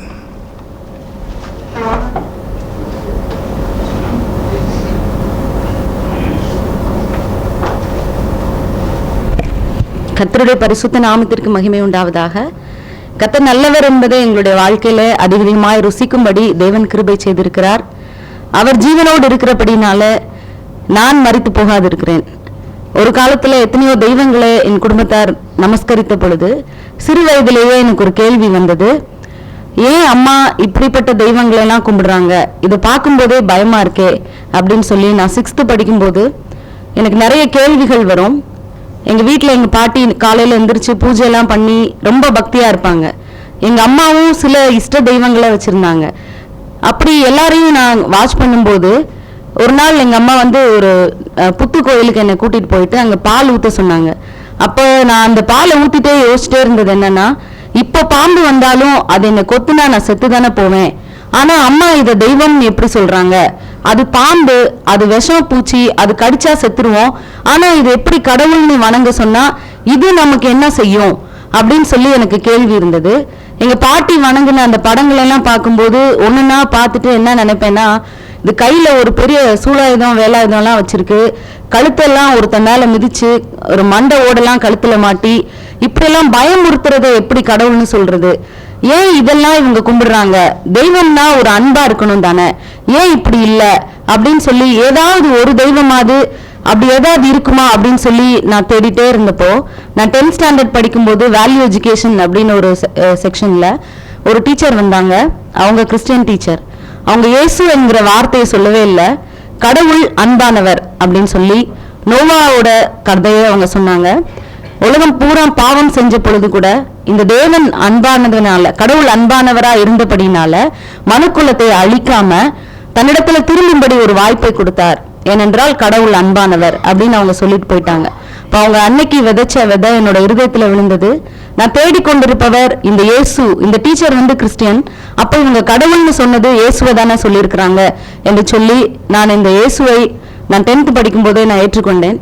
அப்போ அந்த டீச்சர் மூலமா அநேகர் தேவனை அறிந்து கொண்டார்கள். ஒரு நாள் அவங்க இன்னொரு பொண்ணுகிட்ட பேசிட்டு இருக்கும்போது நான் கிராஸ் பண்ணி போறேன். எனக்கு வேதம் தெரியாது, பைபிள் தெரியாது, நான் சர்ச்சை அட்டன் பண்ணது கிடையாது என்னோட மேரேஜ் வரைக்கும். அப்போ அவங்க சொல்லிட்டு இருந்த வசனம் என்னன்னா, உள்ளத்தில் யூதனானவனே யூதன் அப்படிங்கிற ஒரு வார்த்தையை கேட்டேன். யூதன்னா யாருன்னு எனக்கு தெரியாது. ஆனா ஒண்ணு புரிஞ்சுக்கிட்டேன், இந்த தெய்வத்தை வணங்கணும் அப்படின்னா, இந்த இயேசுவை நான் கும்பிடணும்னா என்னோட உள்ளம் மாத்திரம் போதும், என்னோட உள்ளத்துல நான் அவரை கூப்பிட்டாலே போதும் அப்படிங்கிற விஷயத்த நான் புரிஞ்சுக்கிட்டேன். என்னோட வெளியரங்கமா நான் எத்தனை மாற்றங்களை கொண்டு வந்தாலும் அது இந்த இயேசுவை பிரீதிப்படுத்தாது, பிரியமா இருக்க போறதில்லை. நான் என்னோட உள்ளம் சரியா இருந்தால் நான் தான் அவருக்கு பிரியமானவள் அப்படின்னு எனக்கு புரிஞ்சு கொண்டேன். அன்றைய தினத்திலிருந்து இந்த இயேசுவை நோக்கி கூப்பிட ஆரம்பிச்சு அவரோடு கூட சில வார்த்தைகளை சொல்லி எனக்கு இது தாங்க அது தாங்க. எனக்கு ரொம்ப பிரியம் என்னன்னா நான் நல்லா படிக்கணும் அப்படின்னு. ஸோ நான் சின்ன வயசுல இருந்தே என்னோட அப் டு 10th ஸ்டாண்டர்ட் எல்லா ஸ்டாண்டர்ட்லையும் நான் தான் ஃபர்ஸ்ட் ரேங்க். அப்படி படிச்சுட்டு இருந்தேன்னா என்னோட +1 +2ல சரியா படிக்கல. மறுபடியுமா நான் என்ன பண்ணினேன் அப்படின்னா, என்னோட காலேஜ் ஜாயின் பண்ணும்போது எங்க அப்பா எனக்கு ஃபுல் ஃப்ரீடம் கொடுத்தாங்க. நான் என்ன படிக்கணுமோ அதை படிக்க வைக்கிறேன்னு சொல்லி, நான் விரும்பினது MBA படிக்கணும்னு சொல்லி, ஸோ BBA ஜாயின் பண்ணேன். அங்கேயும் போய் நான் என்ன காரியம் செஞ்சாலும் நான் ஒவ்வொரு நாளும் இரவில் நான் ஜெபிப்பது உண்டு, இயேசுவே நான் நல்லா படிக்கணும், இயேசுவே நான் நல்லா படிக்கணும்னு. அங்கேயும் போய் எல்லாத்துலேயும் நான் மெடல் வாங்கினேன், ஃபர்ஸ்ட் மார்க் வாங்கினேன். இப்படி போயிட்டு இருந்தேன். என்னோட லைஃப்ல எனக்கு ஒரு ஆர்வம் வந்தது. ஆவி அமுதா அப்படின்னு சொல்லி ராஜ் டிவியில ரொம்ப பிரபலமா ஒரு நிகழ்ச்சி வரும். அது என்னன்னா, ஆவிகளின் உலகம்னு ஒண்ணு இருக்கு. அங்க கூப்பிட்டு நம்ம பேசணும்னா நம்ம கேட்கிற எல்லா கேள்விக்கும் பதில் கிடைக்கும் அப்படின்னு சொல்லி ஒரு மூட நம்பிக்கையில பண்ணக்கூடாத ஒரு விஷயத்த நான் பண்ண ஆரம்பிச்சேன். அந்த நேரத்துல தீமை செய்வதற்கு நமக்கு ரொம்ப உதவி வேகமா கிடைக்கும். ஒரு புக்கை என் கையில யார் கொடுத்தாங்கன்னா எனக்கு இன்னைக்கு வரைக்கும் தெரியல. ஆவிகளின் உலகம் அப்படிங்கிற ஒரு புக்கை என் கையில கொடுத்துட்டு போறாங்க. அதை ஃபுல்லா ரீட் பண்ணி பார்த்தா இந்த ஆவியோட எப்படி பேசணும், எப்படி எல்லாம் கேட்கணும் அப்படின்னு சொல்லி, எப்படி பைபிள்ல தேவனோட எப்படி பேசணும், நாம எப்படி வாழணும்னு இருக்கோம், அது போல அது தனி ஒரு ட்ராக். அது எல்லாத்தையும் படிச்சுட்டு ஒரு விளையாட்டா நான் அதை ஆரம்பிச்சேன். நான் BBA செகண்ட் இயர் படிக்கும்போது முதலாவது முறையா அதை ட்ரை பண்ணேன். அப்படி பண்ணும்போது உண்மையாவே அந்த ஆவி எனக்குள்ள வந்தது. அது எனக்கு தெரியல. காயின் நடுவுல வச்சுட்டு A to Z எழுதி எஸ் நோ நம்பர்ஸ் 0 to 9 எழுதி என்ன கொஸ்டின் கேட்கிறோமோ அந்த காயின் ரொட்டேட் ஆக ஆரம்பிச்சு பக்காவா இங்கிலீஷ்ல ஆன்சர்ஸ் வர ஆரம்பிச்சது. நிறைய பேர் அவங்க இருதயத்துல கேட்கிற கேள்விக்கெல்லாம் கரெக்டா பதில் வர ஆரம்பிச்சது. எல்லாரும் என்னை தேடி வர ஆரம்பிச்சிட்டாங்க. அப்போ எனக்கு ஒரு பெரிய சந்தோஷம், நம்மளை தேடி நிறைய பேர் வராங்களே அப்படின்னு சொல்லி ரொம்ப ஆர்வத்தோடு இதை செய்ய ஆரம்பிச்சேன். என்னைக்கு அந்த முதல் நாள் நான் இப்படி செஞ்சேனோ அன்னைக்கு நான் போய் என்னோட கட்டில்ல நான் படுத்தப்போ அன்றைய ராத்திரி ஒரு பெரிய கருப்பு பெட்ஷீட்டை எடுத்து என்னை யாரோ போத்துனது போல மரண பயத்துக்குள்ளானேன். எனக்கு அன்னைக்கு தெரியல நான் என்ன பண்ணிருக்கிறேன், எனக்கு என்ன நடந்ததுன்னு சொல்லி எனக்கு அன்னைக்கு தெரியல. என்னோட BBA முடிச்சதுக்கு அப்புறமா நான் MFC master of finance control படித்தேன். அப்பையும் இதையே தொடர்ந்தேன். கிட்டத்தட்ட 4 வருஷ காலம் இதை அப்படியே செஞ்ச ஆரம்பிச்சு என்னோட எல்லா கேரக்டர்ஸுமே மாற ஆரம்பிச்சிருச்சு. ரொம்ப பயம், என்ன மிகுந்த பயம், சின்ன வயசுலயே பயப்படுவேன். ஆனா அது மிஞ்சின பயம் எனக்குள்ள வர ஆரம்பிச்சது. என்னோட சந்தோஷமே போயிருச்சு. யாரோடையும் பேசுவதை நிறுத்தி நான் எப்பவும் சந்தோஷமா இருந்த ஒரு ஆள், எல்லாரு கூடயுமே எப்பவும் சந்தோஷமா சிரிச்சு பேசிட்டு இருந்தேன்னா எல்லாரு கூடயும் பேசுறதை நிப்பாட்ட ஆரம்பிச்சேன். இப்படி பண்ணும்போது BBA ஃபைனல் இயர் படிக்கும்போது ஒரு நாள் இப்படி பண்ணிட்டு இருந்தப்போ லஞ்ச் முடிச்சதுக்கு அப்புறம் வந்த ஒரு டீச்சர், இங்கிலீஷ் ப்ரொஃபஸர் உள்ள நுழைஞ்சாங்க. அவங்க வந்தோடனே நான் அந்நேரம் அப்படி பண்ணிட்டு இருந்தேன். எல்லாரும் என்னோட டெஸ்க்ல இருந்தாங்க, எல்லாரும் ஸ்கேட்டர் ஆகி ஓடிட்டாங்க. அப்போ அவங்க வந்தோடனே கேட்டாங்க, இப்போ என்ன பண்ணிட்டு இருந்தீங்க, ஏன் எல்லாரும் ஒரே இடத்துல இருந்தீங்க அப்படின்னு கேட்டாங்க. அவங்க என்னை பார்த்து நான் ஒன்னும் சொல்லுவேன்னு நினைச்சிட்டு என்னை எழுப்பி விட்டு, நீ சொல்லு இப்போ என்ன நடந்தது இங்க அப்படின்னாங்க. நானும் உண்மையெல்லாம் அவங்களுக்கு சொன்னேன். அப்போ அவங்க கதறி கதறி அந்த கிளாஸ் ரூம்ல கண்ணீர் விட்டு அழுதாங்க. நான் எதை சொல்லித்தர வேண்டுமோ அதை சொல்லித்தராம விட்டுட்டேன் உங்களுக்கு அப்படின்னு அழுதாங்க. அன்னைக்கும் எனக்கு புரியல. ஏன்னா அவங்க சப்ஜெக்டை ஃபுல் சிலபஸ் கவர் பண்ணுவாங்க, எல்லாமே தானே சொல்லி கொடுத்தாங்க, எதை இவங்க மிஸ் பண்ணாங்க, இன்னொன்று இவங்க ஏன் அழுறாங்க, நீ இனிமேல் இப்படி பண்ண மாட்டேன்னு எனக்கு ப்ராமிஸ் பண்ணுன்னு கேட்டாங்க. அன்னைக்கும் எனக்கு தெரியாதது. சரி, நான் இனி பண்ண மாட்டேன்னு வாயால் சொன்னேனே தவிர நான் அதை நிறுத்தலை. என்னோட ஃபைனல் இயர் MFC வரைக்கும் அதை கண்டினியூ பண்ணினேன். இதெல்லாம் முடிச்சுட்டு நான் வீட்டுக்கு போகும்போது எனக்குள்ள இருந்த ஒரு பெரிய மாற்றத்தை என்னோட தகப்பனார் கண்டுபிடிச்சிட்டாரு. அவரோட நான் சரியா பேசல. என் வீட்டுல ரொம்ப சந்தோஷமா இருந்தேன்னா ரொம்ப ஒரு சோகமா எப்பொழுதுமே எதையும் யோசிச்சுக்கிட்டு இருக்கிறத அவர் பார்த்தாரு. எங்க அம்மாவை கூப்பிட்டு கேட்டப்ப எங்க அம்மாவால சரியான பதில் சொல்ல முடியல. அப்போ எங்க அப்பாவுக்கு என்ன கேள்வி வந்ததுன்னா, நான் யாரோ ஒருத்தரை திருமணம் செய்து கொள்ள விரும்புறேன் அப்படின்னு நினைச்சு அந்த கேள்விக்கும் என்னிடத்துல கேட்டு பார்த்தாங்க. இல்ல, நான் அப்படி எதுவும் பண்ணல, எதுவும் நான் செய்யல அப்படின்னு சொன்ன உடனே அவருக்கு அதுக்கு மேல என்கிட்ட என்ன பண்றதுன்னு தெரியல, விட்டுட்டாங்க. எங்க அம்மா என்னை வந்து ஒரு முஸ்லீம் தர்காவுக்கு கூட்டிட்டு போனாங்க. அங்க எனக்கு அசுத்த ஆவி ஏதோ பிடிச்சதுனால நான் இப்படி இருக்கிறேன், ஓதி தண்ணி தெளிச்சா எனக்கு சரியாயிரும்னு சொல்லிட்டு எங்க அம்மா கூட்டிட்டு போனாங்க. எனக்கு அது சரியாகாதுன்னு எனக்கு தெரியும். அப்போ திரும்பி நான் வந்த மாதிரியே தான் இருந்தேன். எனக்குள்ள ஒரு பெரிய சத்ரு என்னோட என்ன போராட ஆரம்பிச்சான்னா, உனக்கு எதுவுமே தெரியாது, நீ ஒரு கோலை, உனக்கு சமையல் தெரியாது, உனக்கு யாரோடையும் பேசுறதுக்கு தைரியம் கிடையாது, உன்னால எதுலையுமே ஜெயிக்க முடியாது, நீ செத்துரு, இந்த உலகத்துல வாழ்வதற்கு உனக்கு எந்த தகுதியுமே இல்லை அப்படிங்கிற ஒரு சத்தம் எனக்குள்ள அதிகமாய் கேட்க ஆரம்பிச்சது. ஒரு மனுஷன் பேசுறது போல எனக்குள்ள இருந்து அந்த சத்தம் கேட்டுக்கிட்டே இருந்தப்போ அந்த டார்ச்சர் என்னால தாங்கவே முடியல. ஒரு நாள் என்ன முடிவு பண்ணினேன் அப்படின்னா, எனக்கு அப்போ வந்து எனக்கு மேரேஜுக்காக அலையன்ஸ் பார்க்க ஆரம்பிக்கிறாங்க. இன்னொரு அடுத்த லைஃப், மேரேஜ் லைஃப் எப்படி இருக்கும் நமக்கு வந்து, எனக்கு சின்ன வயசுல எப்படின்னா, நிறைய வீட்டுல எந்த ரிலேட்டிவ் வந்தாலும் யாரோடையும் பேசவே மாட்டேன், ரொம்ப சைலண்ட், ரொம்ப பயம். அவங்க வந்துட்டா என்னோட ரூமை லாக் பண்ணி அவங்க போற வரைக்கும் நான் வெளியில வர மாட்டேன். எவ்வளவு தூரம் என்ன கதவை தட்டி கூப்பிட்டாலும் நான் வரவே மாட்டேன். ஏன்னா மனுஷரை இப்படி நேரா ஃபேஸ் பண்ணி பாக்குறதுக்கு எனக்கு தைரியம் கிடையாது. படிப்பேன், என் வீட்டுல இருப்பேன், இது ரெண்டு தவிர எனக்கு அந்த துணிச்சலே கிடையாது. அப்ப நம்ம எப்படி கல்யாணம் பண்ணி ஒரு வீட்டுல போய் அங்க இருக்கிற எல்லாரையும் பார்த்து சமையல் பண்ணி அந்த வீட்டெல்லாம் நிர்வாகம் பண்ணி நம்மளுக்கு இதெல்லாம் வராது, யாரோ நமக்குள்ள இருந்து சொல்ற இந்த சத்தம் வந்து உண்மைதான் போல அப்படின்னு நம்பி ஒரு நாள் நான் சூசைட் கமிட் பண்ணும்படியா எங்க அப்பாவுக்கு வச்சிருந்த high power dosage sleeping dose எடுத்து எங்க அம்மாவுக்கு இருந்த தைராக்சின் டேப்லெட் எல்லாத்தையும் கை நிறைய கொட்டிட்டு, ஆனாலும் நான் அந்த ஜெபத்தை விடலை. இந்த இயேசுவை எனக்கு பிடிச்சிருந்ததுனால நான் கேட்ட ஒரே ஒரு விண்ணப்பம் என்ன பண்ணினேன்னா, என்னோட பிறந்த 2 பேர் இருக்கிறாங்க, அக்கா 1 தங்கச்சி 1.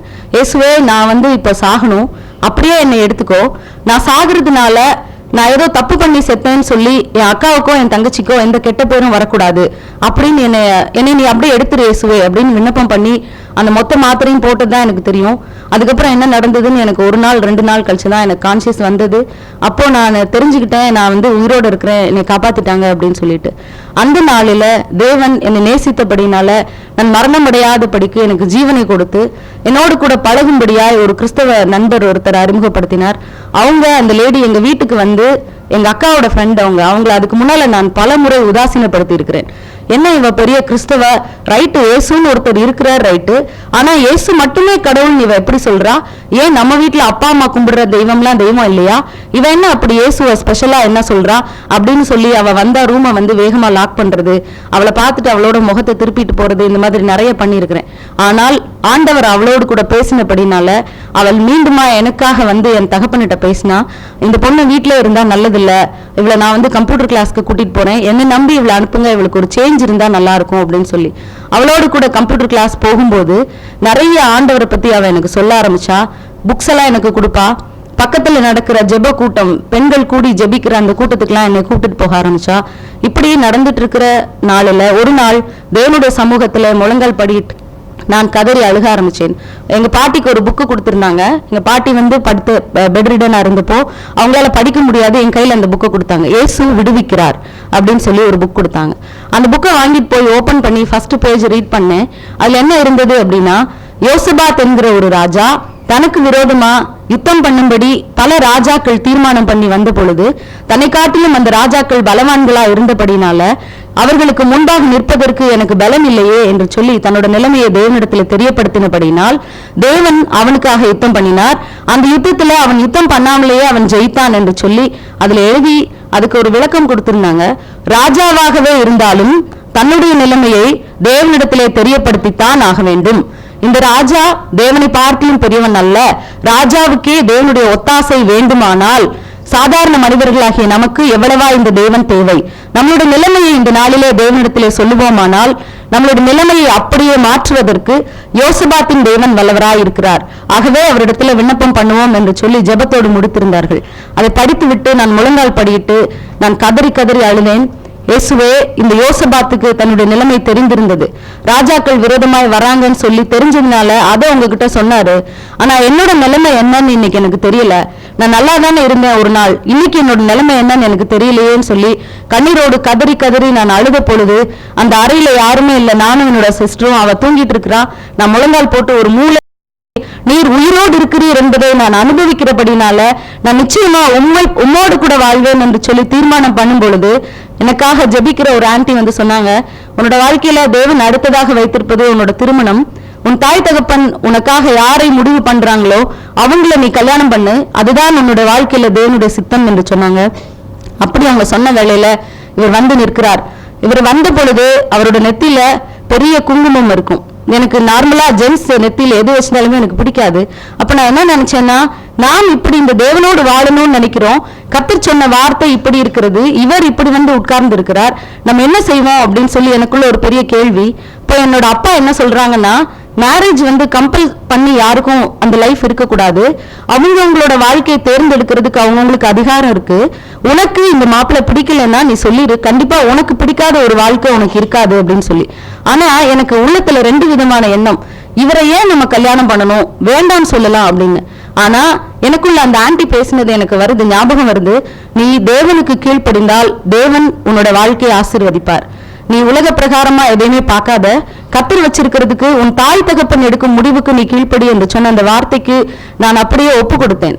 ஆண்டவரே, நீங்க என்ன வச்சிருக்கிறீங்களோ நான் அந்த வாழ்க்கைக்கு என்னை தயார்படுத்தி என்னை அனுப்புங்க அப்படின்னு சொல்லி என்னோட மேரேஜ் நடக்கிற வரைக்கும் நான் எனக்கு ஒரு மேரேஜ் நடக்க போகுது அப்படிங்கிற ஒரு துளி எண்ணம் கூட இல்லவே இல்லை. ஒரு பயம் இல்லை எனக்கு. சத்ருவானவன் என்னை பயமுறுத்தி வச்சிருந்தான். ஆனால் இந்த தேவன் எனக்குள்ள வந்த நாளிலே ஒரு பெரிய சேனைகளின் தேவன் என்னோடு இருக்கிறார் என்பது எனக்கு என்னோட லைஃப்ல பிராக்டிக்கலி நான் உணர ஆரம்பித்தேன். என்னோட திருமண நாளில் கூட எல்லாருமே கேட்டாங்க, எந்த பொண்ணுமே இப்படி இவ்வளோ ஃப்ரீயா இருக்காது, நீ எப்படி இப்படி இருக்கிற அப்படின்னு கேட்டாங்க. அதுக்கு காரணம் என்னன்னா, நான் நம்பினது இந்த தேவன் நம்மளுடைய வாழ்க்கையை கரத்தில் எடுத்து விட்டார். நம்முடைய வாழ்க்கை நிச்சயமா ஆசீர்வாதமா இருக்கும். நாம் நம்புகிறது மனுஷர்களை அல்ல, நாம் நம்புகிறது இந்த தேவனை நம்பி இருக்கிறோம். அவர் நல்லவர், அதனால நமக்கு நன்மை செய்வாருங்கிற ஒண்ணுதான் எனக்கு ஞாபகம் இருந்தது. அப்படியா என்னோட திருமணத்திற்கு பின்பாக என் கணவன் என் மூலமாக ஆண்டவரை அறிந்து கொண்டார். ஆனால் என் கணவன் மூலமாக என் முழு குடும்பமே இந்த தேவனை அறிந்து அவர்கள் முழுமையாய் கர்த்தருக்குள்ள என்னோட அப்பா, அம்மா, அக்கா, என்னோட தங்கச்சி, என்னோட பாட்டி, என்னோட அப்பா எல்லாரும் ஞானஸ்தானம் பெற்று அவங்க எல்லாரும் நாங்க இருக்கிற பகுதிக்கு வந்து இந்த தேவனை எங்களோடு கூட சேர்ந்து ஆராதிக்கும்படி கர்த்தர் மகத்தான கிரியைகளை நடப்பித்தார். அவருடைய பணிவும் அவருடைய அன்பும் என் தகப்பனை தன் சொந்த தகப்பனை போல அவர் பார்த்து கொண்டார். அவருடைய அந்த வார்த்தைகள், என் தகப்பனை பார்த்தீங்கன்னா யாருக்குமே கீழ்ப்படியாத ரொம்ப ரூடான ஒரு கேரக்டர், அன்பானவர் ஆனா ரொம்ப ரூடானவர், மிலிட்டரி மேன் அவரு. அப்போ அவர்கிட்ட போய் முதல் தடவையா அநேக வருஷங்கள் தேவன் அவரை சந்திப்பதற்கு ஒருத்தரையா அனுப்பி கொண்டிருந்தார். ஆனா எங்க அப்பா யாருக்கு நிறைய புக்ஸ் படிப்பாங்க, நல்ல நாலேஜ் அவங்களுக்கு. ஆனா அவங்க ஒண்ணு சொல்லுவாங்க, இந்த கிறிஸ்தவ பைபிள்களோட சேராதீங்க, அவனுங்க இயேசு மட்டும்தான் கடவுள்னு சொல்லி பிரைன் வாஷ் பண்ற வேலையை ரொம்ப தீவிரமா செஞ்சுக்கிட்டு இருக்கிறவனுங்க, அவனுங்களோட போனீங்கன்னா கண்டிப்பா அவங்களை இயேசுவை ஏற்றுக்கொள்ள வச்சிருவானுங்கன்னு சொல்லி எல்லாரும் வீட்டுக்குள்ள விடுவாரு. ஆனா ஒண்ணு மட்டும் சொல்வாரு, எக்காரணத்தை கொண்டு இந்த பைபிள் வீட்டுக்குள்ள வரக்கூடாதுமா, அதை பார்த்தா அதை அப்படியே எரிச்சிருவேன்னு சொல்றேன் எங்க அப்பா. அந்த தகப்பன் இடத்துல அந்த வீட்டுக்குள்ளேயே பலர் வந்து எங்களுக்காக ஜெபிக்கும்படி அநேக வருடங்கள் எங்களை தேடி வந்து அநேகர் எங்களுக்காக கண்ணீர் விட்டு எங்களுடைய ரட்சிப்பிற்காக ஜெபித்திருந்தார்கள். அப்போ என்னோட கணவன் மிகுந்த தைரியத்தோடு கூட எங்க அப்பா கிட்ட கேட்டாங்க, இந்த மாதிரி இங்க ஒரு பாஸ்டர் இருக்கிறாரு, நீங்க வந்து அவங்கள பாருங்க அப்படின்னு கேட்டப்போ எங்க அப்பா சொன்னது, எனக்கு எந்த தேவையுமே இல்லையே, நான் ஏன் அந்த பாஸ்டர் பார்க்கணும், அவருக்கு ஏதாவது தேவைன்னா என்னை வந்து பார்க்க சொல்லுங்க அப்படின்னு. அப்போ இவர் சொன்னாரு, உங்களுக்கு தேவையில்லை, ஆனா நீங்க நல்லா இருக்கணும்னு நான் நினைக்கிறேன், எனக்காக நீங்க வந்து அந்த பாஸ்டர் கிட்ட ஒரு 5 minutes டைம் ஸ்பெண்ட் பண்ணுங்க அப்படின்னு கூப்பிட்டு போனார். அப்படித்தான் என்னோட அப்பா இவரோட வார்த்தை நிமித்தம், மருமகனே நீங்க சொல்றீங்கன்ற ஒரே ஒரு வார்த்தைக்காக நான் வரேன், எனக்கு இதுல எல்லாம் ஒரு துளி கூட நம்பிக்கையே கிடையாது அப்படின்னு. அவர் வந்த பொழுது அந்த பாஸ்டர் வந்து பார்த்துட்டு ரூம்ல போய் என்ன பேசினாங்கன்னு தெரியாது, ஒரு 6 மணி நேரம் அந்த பாஸ்டரோடு கூட எங்க அப்பா பேச்சா பேசி வெளியில வந்தாரு. வந்தப்போ அவரு பாஸ்டர் வந்து கடைசியா என்ன சொன்னாருன்னா, இவ்வளவு தூரம் எங்க அப்பாவோட பாஸ்ட் லைஃப்ல என்னெல்லாம் நடந்தது, அவருக்கு நடக்க வேண்டிய பல முறை அவரை மரணம் அடைய வேண்டிய சூழ்நிலைகள் வந்ததெல்லாம் அவர் சொல்லி இது எல்லாவற்றிலும் இருந்து கர்த்தர் உங்களை காத்தார் என்று சொல்லி அவர் உள்ள இருந்து ஷேர் பண்ணி இருந்திருக்கிறார். இவர் வெளியில வந்தோடனே சொல்றாரு, இவ்வளவு நேரம் நீங்க பேசுனீங்க பாஸ்டர், நீங்க சொன்னீங்க இதெல்லாம் செஞ்சது கர்த்தர்னு சொன்னீங்க. நானும் நிறைய படிச்சிருக்கிறேன். எங்க அப்பாவுக்கும் ஒரு நம்பிக்கை இருக்கு, எனக்கு ஒரு நம்பிக்கை இருக்கு. இந்த உலகத்துல ஒருத்தர் தான் கடவுள்ங்கிற நம்பிக்கை உள்ளவன் தான் நானும். நீங்க கர்த்தர்னு சொல்றீங்க, நான் அதை கருப்பசாமின்னு சொல்றேன், வரட்டா பாஸ்டர் அப்படின்ட்டு போயிட்டாங்க.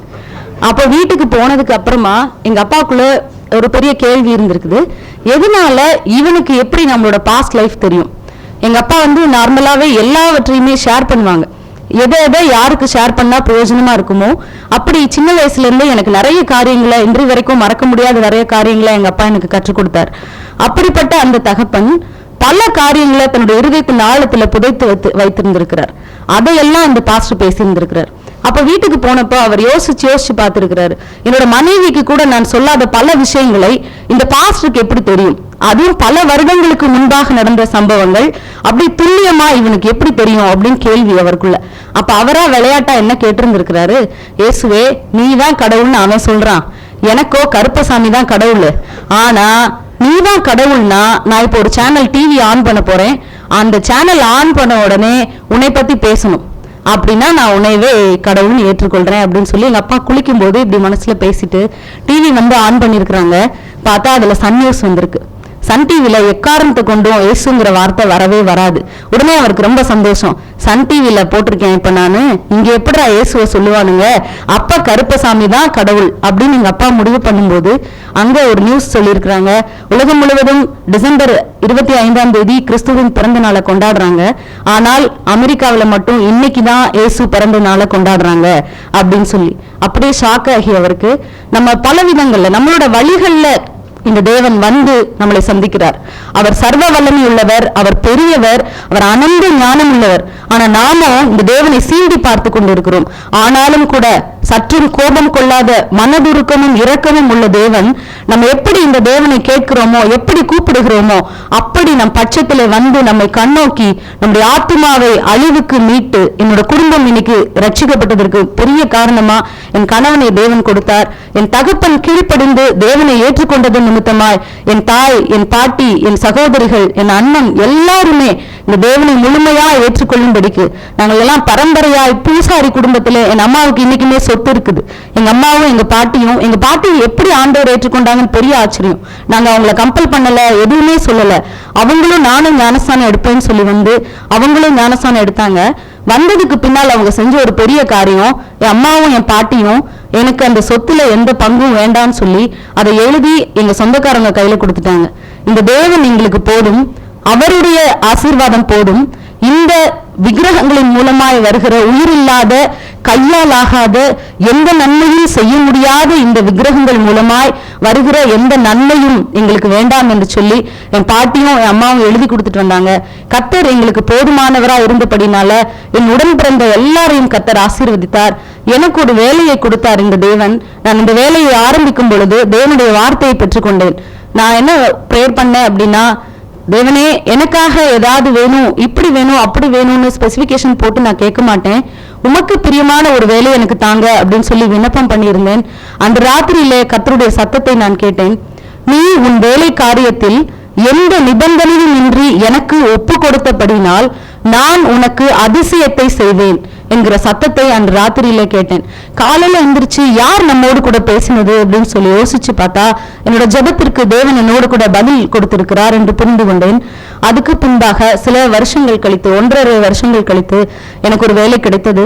அன்றைக்கு காலையில நான் இன்டர்வியூ அட்டன் பண்ணணும். அது ஒரு பார்ட்னர்ஷிப் கம்பெனி, இந்தியா போலந்து 2 கண்ட்ரியோட பார்ட்னர்ஷிப். அது அப்போ அங்க போய் இன்டர்வியூ அட்டன் பண்ணணும்னா நான் இங்கிலீஷ்ல பேசணும். நான் படிச்சது எல்லாமே தமிழ் மீடியம். எங்க அப்பா ரொம்ப கம்பல் பண்ணி இங்கிலீஷ் மேகசின்ஸ் எல்லாம் வாங்கி நிறைய போட்டு ரீட் பண்ண சொல்லும்போது அவரை கொலை பண்ற அளவுக்கு கோபமா வரும்.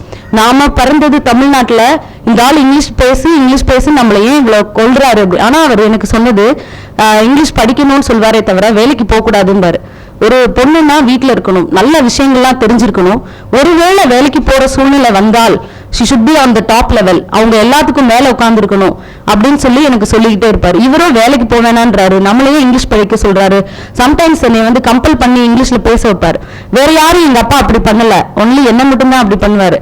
இதாவது நம்மளை மட்டும் டார்கெட் பண்ணி இப்படி கொள்றாருன்னு நினைச்சது உண்டு. நான் அப்படி போய் அவரோட கூட சில நேரங்கள்ல நான் இங்கிலீஷ் பேசியிருக்கேன். அது தவிர என்னோட செமினார் எடுக்கும்போது நான் பேசியிருக்கிறேன். இது தவிர யார்கிட்டயுமே நான் இங்கிலீஷ்ல பேசினதே கிடையாது. இன்டர்வியூ அட்டன் பண்ணணும். அன்னைக்கு காலையில எங்க அப்பா கிட்ட போய் சொன்னேன், அப்பா நான் இன்டர்வியூக்கு எப்படி போறது, எனக்கு இங்கிலீஷ்ல எப்படி பேச தெரியுமான்னு எனக்கே தெரியாது அப்படின்னு. இப்ப எங்க அப்பா ஒரே ஒரு வார்த்தை சொன்னாரு, உன்னை நம்பி ஏதாவது செய்யலான்னு முடிவு பண்ணியிருந்தேன்னா கட்டாயமா வருஷம் பூரா இல்ல வாழ்க்கை பூரா தோத்துருவேன். ஆண்டவரை நம்பி ஏதாவது செய்யலாம்னு நினைச்சிருந்தேன்னா உன்னோட வாழ்க்கை முழுவதுமா ஜெயமா இருக்கும். ஆண்டவரை நம்புறியா உன்னை நம்புறியா முடிவெடு அப்படின்னாரு எங்கப்பா. வீட்டுக்கு போயிட்டு நான் அழுகையோடு தேவனிடத்துல ஜெபித்தேன். கர்த்தாவே, நான் இந்த இன்டர்வியூல கேள்விக்கெல்லாம் சரியா பதில் சொல்லுவேனான்னு எனக்கு தெரியாது. எனக்கு ஒண்ணு செய்யுங்க, நான் வெட்கப்படாதபடி காத்துக்கொள்ளுங்க. அவர் பேசுற எல்லாத்துக்குமே பதில் சொல்லணும். நான் வெட்கப்படக்கூடாது. வேலை கிடைக்குமோ கிடைக்காதோ எனக்கு அதை பத்தி கவலை இல்லை. நான் வெட்கமடையாதபடி காத்துக்கொள்ளுங்கன்னு சொல்லி ஜெபிச்சுட்டு நான் பைபிள் ரீட் பண்றேன். அதிசயம் விளங்கியதுன்னு மனோவாவுக்கு தேவன் பேசின வார்த்தையை நான் வாசிக்கிறேன். அப்போ எனக்கு ஏதோ ஒரு சம்பந்தம் ஏதோ எங்கேயோ இருக்க மாதிரி இருந்தது. பைபிள் மூடி வச்சுட்டு நான் யோசிச்சப்போ தேவன் என்னோடு கூட பேசினது, நீ உன் வேலை காரியத்தில் எந்த நிபந்தனையும் இன்றி எனக்கு ஒப்பு கொடுத்தபடினால் நான் உனக்கு அதிசயத்தை செய்வேன். அதிசயம் விளங்கியது. இதை ரீட் பண்ணிட்டு எங்க அப்பா கிட்ட போய் திரும்பவும் சொன்னேன். அப்பா எங்க அப்பா சொன்னாங்க, கண்டிப்பா தேவன் உனக்கு இந்த வேலையை தருவார், நிச்சயமா இந்த வேலையில பெரிய உயர்வை நீ காண்பேன்னு சொன்னாங்க. அதே போல நான் எல்லாம் முடிச்சுட்டு நான் அந்த இன்டர்வியூக்கு போகும்போது 13 பேர் அந்த இன்டர்வியூக்கு வந்திருக்கிறாங்க. நான் வந்து சிம்பிள், எனக்கு எதுவுமே தெரியாது. அந்த ஜிகே அந்த இது என்னது ஐக்யூ கரண்ட் அஃபேர்ஸ் இதெல்லாம் எனக்கு பிடிக்கவே பிடிக்காது. பேப்பர்னா தூக்கி அப்படி திரும்பி கூட பார்க்க மாட்டேன். நான் நியூஸ்லாம் எனக்கு பிடிக்கவே பிடிக்காது. இதெல்லாம் என்னமோ நடந்துட்டு போகுது, நமக்கு என்ன அப்படின்னு இருப்பேன். சரி, இவங்க என்னத்த கேள்வி, அதுவும் ஒரு ஃபாரினர். ஸோ அவன் இந்தியா பத்தி நிறைய கேட்கலாம், இல்லை சப்ஜெக்ட் வைஸ் கேட்கலாம், எதுவுமே எனக்கு தெரியாது. ஒண்ணு அதிசயம் விளங்குன்ற நம்பிக்கையோடு போனேன். அந்த 12 பேர் பண்ணி முடிச்சு ஒருத்தரா வரும்போது ஒவ்வொருத்தருமே ஃபெயில் ஆகி வராங்க. எல்லாருமே என்கிட்ட ஒன்னொன்னு கேட்டுட்டு போனாங்க. ஒருத்தன் கேட்டா இங்கிலீஷ் பேசுவீங்களான்னு, பரவாயில்லாமா அப்படின்னு. இன்னொருத்தன் கேட்டா இங்கிலீஷ் புரியுமாண்ணா, பரவாயில்லாமா அப்படின்னு. கம்ப்யூட்டர் தெரியுமா, தெரியும். உனக்கு வந்து சேல்ஸ் ஆஃபீஸ் அட்மின் பண்ணுவியா, தெரியும். ஏற்கனவே ஒர்க் பண்ணியிருக்கியா, பண்ணியிருக்கேன். இப்படி ஒன்னொன்னா சொல்லும்போது உங்களை தாங்க அவன் அப்பாயிண்ட் பண்ணுவான் அப்படின்ட்டு போனான் ஒருத்தன். வந்து உள்ளுக்கு போன உடனே போயிட்டு அந்த ஜிம் வந்து பயங்கர ஹைட்டு, நான் பயங்கர ஷார்ட்டு. அவர் வந்து நான் போகல உள்ள, ஏன்னா அது வரைக்கும் ஒரு லேடி வந்து ஒருத்தரையா இன்வைட் பண்ணி கூப்பிட்டுட்டு போனாங்க. என்னோட டர்ன் வரும்போது யாருமே வரல, நானும் பேசாம உட்காந்துட்டேன். அவன் தான் வந்து என்னோட நேம் அனௌன்ஸ் பண்ணோன்னே நான் தான் அதுன்னு சொல்லி அவனோட போனேன். அப்புறம் நினைச்சேன், இவன் என்னடா இவ்வளோ ஹைட்ல இருக்கிறான் அப்படின்ட்டு. சரின்னு உள்ள போய் உட்கார்ந்த உடனே அவன் என்ன ரொம்ப சிம்பிளா என்கிட்ட கேள்வி கேட்டான். நீ வந்து so different. Indian women will never prefer to work after their marriage, but you are different, you have come for the job after your marriage அப்படின்னா. நான் சொன்னேன், you are wrong about the Indian women. The scenario has changed now in India. No woman is ready to be in house. Now all are outside of the home. They are earning, they are working a lot அப்படின்னு சொன்னேன். அப்போ அவனுக்கு ரொம்ப ஆச்சரியம், நீ ரொம்ப போல்டா அப்படின்னா. எனக்கு தான் தெரியும் நான் யாருன்னு அப்படின்ட்டு. இல்லை, அப்புறமா அவன் எனக்கு நிறைய கேள்விகள் கேட்டான். இந்த மாதிரி ஆஃபீஸில் அட்மின் பண்ணுவியான்னு. பண்ணுவேன். அதுக்கு முன்னால என்னன்னா, இந்த தேவன் ஒரு பிளான் வச்சிருக்கிறார் நம்மளோட லைஃபை பத்தி. நான் செத்தே போகணும்னு நினைச்சாலும் என் இஷ்டப்படி நான் சாக முடியாது. நான் வாழ்ந்தே ஆகணும்னு நான் விருப்பப்பட்டாலும் என் இஷ்டப்படி வாழ முடியாது. நான் எட்டி குதிச்சாலும் எந்த உயரத்துக்கும் போகவே முடியாது. அவரோட பிளான்ல என்ன இருக்கோ, அவரை அறிந்து கொண்டவங்களுக்கு முக்கியமா, அவரை அறிந்து கொண்ட பின்பாக அவர் வச்சிருக்கிற அந்த பிளான்ல ஒரு நூல் கூட நம்மளோட வாழ்க்கையில மாறி போவதே இல்லை. எனக்கு முதலாவது ஒரு வேலை கிடைத்தது, என்னோட கணவரோட உறவினர் அதுல வந்து ஒரு பார்ட்னரா இருந்தார், எம்டியா இருந்தார். அங்க போயிட்டு நான் வேலை பார்க்கும்போது ஷார்ட் டைம் ஒர்க் பண்றேன் அதுல. அப்போ நான் ஜெபிச்சேன், ஆண்டவரே எனக்கு வந்து வேலைன்னா எனக்கு ஏன்னா என்னை பத்தி எனக்கு நல்லா தெரியும். எனக்கு வந்து பஸ் ஏற துப்பே கிடையாது. இன்னைக்கு வரைக்கும் எனக்கு பஸ் ஏற தெரியாது. ஒரு டிக்கெட் வாங்குறது கூட எனக்கு தைரியம் கிடையாது. நான் வீட்டை விட்டு நான் தனியா போய் ஒரு ஷாப்பிங் இது வரைக்கும் பண்ணதில்லை. இதெல்லாம் என்னை பத்தி எனக்கு மட்டுமே தெரிஞ்ச விஷயம். நான் சொல்லலைன்னா யாருக்குமே தெரியாது. அப்படி ஒரு தைரியமா நான் இருந்தது கிடையாது. பிஃபோர் நான் நோயிங் த கிரைஸ்ட் நான் சொல்றது இப்ப இல்ல. அப்படி ஒரு வாழ்க்கை வாழ்ந்தனா பஸ் ஏறி எப்படி நான் வேலைக்கு போக முடியும் அப்படின்னு யோசிக்கிறேன். ஆனாலும் என்னோட குடும்ப சூழ்நிலையில நான் என்னோட கணவனுக்கு சப்போர்ட்டா இருக்கணும்னு நினைச்சதுனால ஏதாவது ஒரு வேலைக்கு போலாமே நான் முடிவு பண்ணின வேலையில இந்த வேலை கிடைக்குது. நான் ப்ரே பண்ணேன், ஆண்டவரே இந்த வேலைக்கு நான் போட்டுமா அப்படின்னு. எனக்கு ஒரு கனவு, என்னோட எல்லா சர்டிபிகேட்ஸையும் நான் இன்னொருத்தர் கையில கொடுக்குற மாதிரி. சரி, அப்ப நம்ம இந்த வேலைக்கு போகணும் அப்படின்னு சொல்லிட்டு நான் போறேன். என்னோட சேலரி 1800. நான் 2 பஸ் மாறி போகணும்.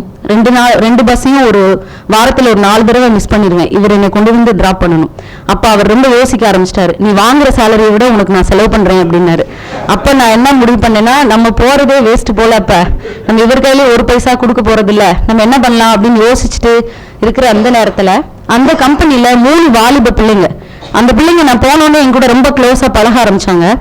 ஒரு பொண்ணு தப்பான ஒருத்தனை சூஸ் பண்ணியிருக்கிறா. அவன் யாருன்னு எனக்கு தெரியும், ஆனாலும் நான் அவகிட்ட அது அவளோட பர்சனல் லைஃப் நான் சொல்ல விரும்பல. ஒரு நாள் அவளுக்கே அது தெரிய ஆரம்பிச்சது. அப்ப என்கிட்ட வந்து அவ ஆலோசனை கேட்கிறா, அக்கா நான் இவனை கல்யாணம் பண்ணா நான் எப்படி இருப்பேன் அப்படின்னு கேட்டா. நிச்சயமா நீ செத்து போயிடலாம், அவனை கல்யாணம் பண்ணாமே இருக்கலாம் அப்படின்னு. ஏன்னா அவன் தண்ணி அடிக்கிறான், ஸ்மோக் பண்றான், அவன் என்னெல்லாம் பண்றான்றது அந்த ஆபீஸ்ல எல்லாருக்குமே தெரியும். அவன் ஒரு ஆர்ஃபன் அப்படிங்கிற ஒரே ஒரு கன்சர்ன்னால அவனை நான் மேரேஜ் பண்ணலாம்னு நினைச்சேன் அப்படின்னா, அவன் உனக்கு கன்சர்னா உன் மேல கன்சர்னா இருக்கவே மாட்டான், அதுக்கு நீ தூக்கு போட்டு இப்போ தொங்கிடலாம் அப்படின்னு சொன்ன உடனே அவ வந்து அவளுக்கு நிறைய ஆலோசனை ஆண்டவர் கொடுக்க வச்சார். அவ சரியான ஒரு முடிவெடுத்து அந்த ஒரு ட்ராக்ல போகாம கர்த்தர் அவளை காப்பாற்றினார். அதே போல இன்னொரு பொண்ணு, அவ நல்லவ, ஆனா இன்னொருத்தர் தப்பான ஒரு லெட்டர் அவளுக்கு எழுதி அவளோட நேமை ஸ்பாயில் பண்ண நினைக்கிறாங்க.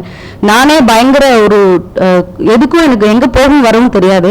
அந்த லெட்டர் என்ன ஆயிடுச்சுன்னா, என் கம்பெனிக்கு பக்கத்துல இருந்து ஒரு ஹாஸ்பிட்டலுக்கு அதே நேம்ல இருக்கிற ஒருத்தர் கையில போய் கொடுத்துட்டாங்க. அவங்க அதை ஓபன் பண்ணி படிச்சுட்டு என் கம்பெனிக்கு கால் பண்ணி, இங்கதானே பக்கத்துல இருக்கிற நிறுவனம் இன்ஸ்டிடியூஷன் இதுதானேன்னு சொல்லிட்டு, உன் பேருக்கு ஒரு லெட்டர் வந்திருக்குது, உன்னை பத்தி இப்படி எழுதியிருக்கிறாங்கன்னு. அவ ரொம்ப பயந்து அழுது, நான் போய் அந்த லெட்டர் எப்படியாவது வாங்கலைன்னா என்னோட நேமே ஸ்பாயில் ஆயிரும் அப்படின்னு. வா போலான்னு சொல்லி நான் அவளோட போறேன். போயிட்டு வீட்டுக்கு நான் வரும்போது 10:30. எனக்கு செம்பட்டியில இருந்து சின்னாலப்பட்டிக்கு கடைசி பஸ் எப்பன்னு கூட தெரியாது.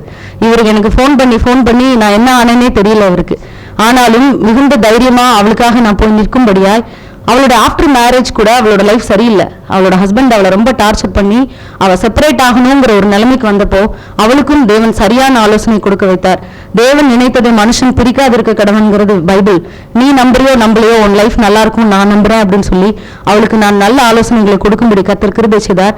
கொஞ்சம் வருஷத்துக்கு அப்புறம் அவ எனக்கு ஒரு ஃபோன் பண்ணா, நான் ரொம்ப நல்லா இருக்கேன் அப்படின்னு சொல்லி. அவ்வளவுதான், இன்னைக்கு வரைக்கும் எனக்கு அவளோட கான்டாக்ட் இல்லை. இன்னொரு பொண்ணு அதே போல.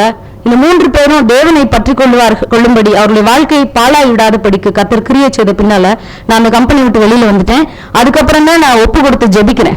ஆண்டவரே, நான் என்னோட இஷ்டப்படி அந்த வேலையை உதாசீனப்படுத்திட்டு வந்துட்டேன்னா என்னை மன்னிச்சிடுங்க.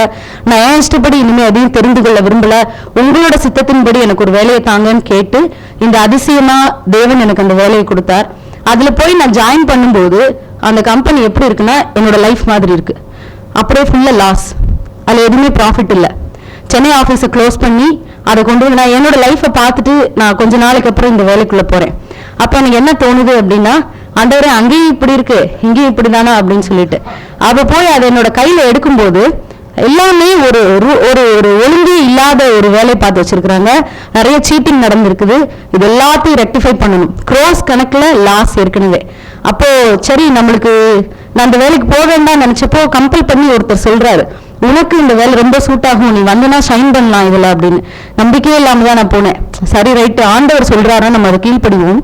எனக்கு வேலை செய்யற அளவுக்கு ஞானம்லாம் கிடையாது, கம்ப்யூட்டர்ல நான் ரொம்ப ஸ்கில்ஃபுல் பர்சன் கிடையாது, எனக்கு என்னை பத்தி தெரியாது அன்னைக்கு. அப்படிதான் நான் போய் அந்த வேலையில நான் ஜாயின் பண்றேன்.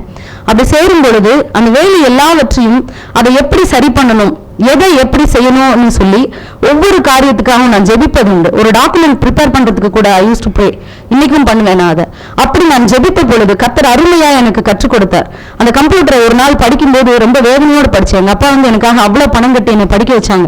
இந்த ஆள் நம்மள கம்ப்யூட்டர் எதுக்கு அனுப்புறாரோ தெரியல, வேலைக்கு போகாதுன்னு சொல்லி இவ்வளவு எக்யூப் பண்ணி விடுறாரு அப்படின்ட்டு. அப்படி கற்றுக்கொண்ட எல்லாமே எனக்கு பயமா இருக்கும்படி அந்த வேலையில போய் அவ்வளவு அழகா இந்த தேவனோடு கூட இருந்து நான் உட்கார்ந்த முதல் நாளிலிருந்து இன்றைக்கு வரைக்கும் நான் தேவனிடத்துல கேட்பது ஒன்றே ஒன்றுதான். அன்றைக்கு யோசேப்போடு நீர் இருந்ததின் நிமித்தம் அந்த எகிப்தியனுடைய வீடு ஆசீர்வதிக்கப்படுமானால், இன்றைக்கு நீர் என்னோடு கூட இருப்பீரானால் இந்த பெல்லா பிரீமியர் ஆசீர்வதிக்கப்படணும். இதுதான் என்னோட ஜெபம். அதே போல நான் போய் கை வச்சு கொஞ்ச நாள் தான் ஆகுது. நான் மார்ச்ல ஜாயின் பண்ணிருக்கிறேன், மார்ச் 19 ஜாயின் பண்ணிருக்கிறேன். ஏப்ரல்ல ஒரு பெரிய ஆர்டர் வருது. அது வரைக்கும் ட்ரை பண்ணிருப்பாங்க போல, கிடைக்கலையா என்னன்னு தெரியல. ஏப்ரல்ல நான் ஜாயின் பண்ண கொஞ்ச நாள் அந்த ஆர்டர் வருது. ஃபர்ஸ்ட் வந்த ஆர்டர் ஒரே ஒரு கஸ்டமர் வந்து 4.5 lakhs. அந்த ஆர்டர் வந்தப்போ அந்த எங்களோட ப்ராடக்டை லான்ச் பண்றதுக்காக ஒரு பெரிய மீட்டிங் ஆர்கனைஸ் பண்ணிருக்காங்க. அதுல வந்து என்னை இன்டர்வியூ பண்ண அந்த ஜிஎம் வந்து பேசணும். அப்ப நான் என்ன சொல்றாங்க அப்படின்னா, சேல்ஸ்ல இருந்து யாராவது ஒருத்தர் ரெப்ரசென்ட் பண்ணணும், ஜிஎம்மோட ஸ்பீச்சை டிரான்ஸ்லேட் பண்ணணும்னா நீ தான் பண்ணணும் அப்படின்றாங்க. நான் சொன்னா இது வரைக்கும் நான் டிரான்ஸ்லேட்லாம் நான் பண்ணதில்லை சார் அப்படின்னு. இல்லை no other go you have to do that அப்படின்னு என்னை கம்பல் பண்ணும்போது நான் ஒரு வார்த்தை ஒரு ஹெல்ப் கேட்டேன். ஜிஎம் பேச போறது எழுதி என் கையில கொடுங்க, அப்ப நான் என்னன்னு முதல்ல ப்ரிப்பேர் ஆயிட்டு வந்துடுவேன், நான் பேசிடுவேன் சார் அப்படின்னு. சரி சரின்னு எனக்கு மேல இருந்த ஒரு ஃபாரினர் வந்து சரி சரின்னு கடைசி வரைக்கும் சொல்லிட்டு கிளம்புறதுக்கு முதல்ல அந்த மீட்டிங் நடந்தது கிருஷ்ணகிரியில. முதல் நாள் என்ன சொல்றாரு, ஐ நோ அபவுட் யூ பண்ணினா you will manage, you come on அப்படின்ட்டு போயிட்டார். என்னடா பண்ணுவோம் அப்படின்ட்டு அன்னைக்கு எங்க அப்பா கிட்ட தான் போனேன். அப்பா என்ன இப்படி சொல்றாங்க, நான் என்னப்பா பண்ணுவேன் அப்படின்னு. எங்க அப்பா எப்பவும் ஒரே வார்த்தை தான் சொல்லுவாரு, உன்னை நம்பி நீ எத்தனை நாளுமா இப்படியே இருக்க போற, நீ ஆண்டவரை நம்புறியா உன்னை நம்புறியாமா அப்படின்ட்டு. எங்க அப்பா சொல்லும் போதுதான் எனக்கு உணர்வு வரும். நான் போய் முழங்கால் படிட்டு ஜெபித்த பொழுது கர்த்தர் எனக்கு ஒரு வேலை காரியத்துக்காக தாங்க நான் ஜெபிச்சேன். ஆண்டவர் பெரிய வார்த்தை என்னோடு கூட பேசினார். பேசுகிறவர்கள் நீங்கள் அல்ல, உங்களில் இருக்கிற பரிசுத்த ஆவியானவர் உங்களில் இருந்து பேசுவார் அப்படிங்கிற வார்த்தை. கண்ணீரோட கதறி தேவனுக்கு நன்றி சொன்னேன். ஆண்டவரே, நான் உலக பிரகாரமா பேசினா கூட நான் பேசல, நீங்க பேசுறீங்களே ஆண்டவரே அப்படின்னு சொல்லிட்டு. அந்த மீட்டிங்ல பாத்தீங்கன்னா டிஸ்ட்ரிக்ட் கலெக்டர் இருக்கிறாரு, சென்னையில இருந்து ஒரு பெரிய பேங்க் மேனேஜர் வராரு, என் கம்பெனியோட இந்தியன் எம்டி அவர் வராரு. எனக்கு அவரை நான் பார்த்ததில்லை, அன்னைக்கு தான் வராரு. என்னோட கம்பெனியில் இருக்கிற எல்லா ஃபாரினர்ஸும் வராங்க, finance controller, state sales manager, factory manager, இப்படி எல்லாரும் வராங்க. அந்த ஒரு ஆர்கனைசேஷன் ரொம்ப பெருசு கிருஷ்ணகிரியில, அந்த பிரசிடென்ட் வராரு, 3 டிஜிஓஸ் வராங்க, இவங்க எல்லாருமே ஸ்டேஜில் இருக்கிறாங்க. அப்போ அந்த ஜிஎம்மோட ஸ்பீச்சை வந்து நான் டிரான்ஸ்லேட் பண்ணணும். அப்போ நான் தேவனோடு கூட நீங்க சொன்ன வார்த்தையின்படி நீங்க செய்வீங்க ஆண்டவரேன்ட்டு போயிட்டேன். நான் போய் அந்த மைக்கை வாங்கும்போது அந்த கூட்டத்தை இப்படி பார்த்தா 5000 பேர் கேதர் ஆயிருக்கிறாங்க அங்க. அப்பதான் நான் நினைச்சேன், எனக்குள்ள அவ்வளவு பெரிய சந்தோஷம். ஆண்டவரே, இந்த மனுஷர்களை பாக்குறதுக்கு பயந்து எத்தனை நாள் நான் ஓடி ஒளிஞ்சு கதவை பூட்டினேன். இன்னைக்கு பாருங்களேன், நீங்க என்னோடு கூட இருப்பதனால திரள் கூட்டத்திற்கு முன்பாக நிற்பதற்கு எனக்கு பலன் தந்திருக்கிறீங்களேன்னு சொல்லிட்டு அந்த மைக் அப்படி கையில எடுக்கும் போதே எனக்கு தெரியுது, யாரோ ஒரு பெரிய வல்லமையோட பவர்ஃபுல்லா நான் நிக்கிறது எனக்கு தெரியுது. அவர் என்ன பேசுறாருன்னு அப்படி திரும்பி கூட பார்க்கல, நான் பாதர் பண்ணிக்கவே இல்லை.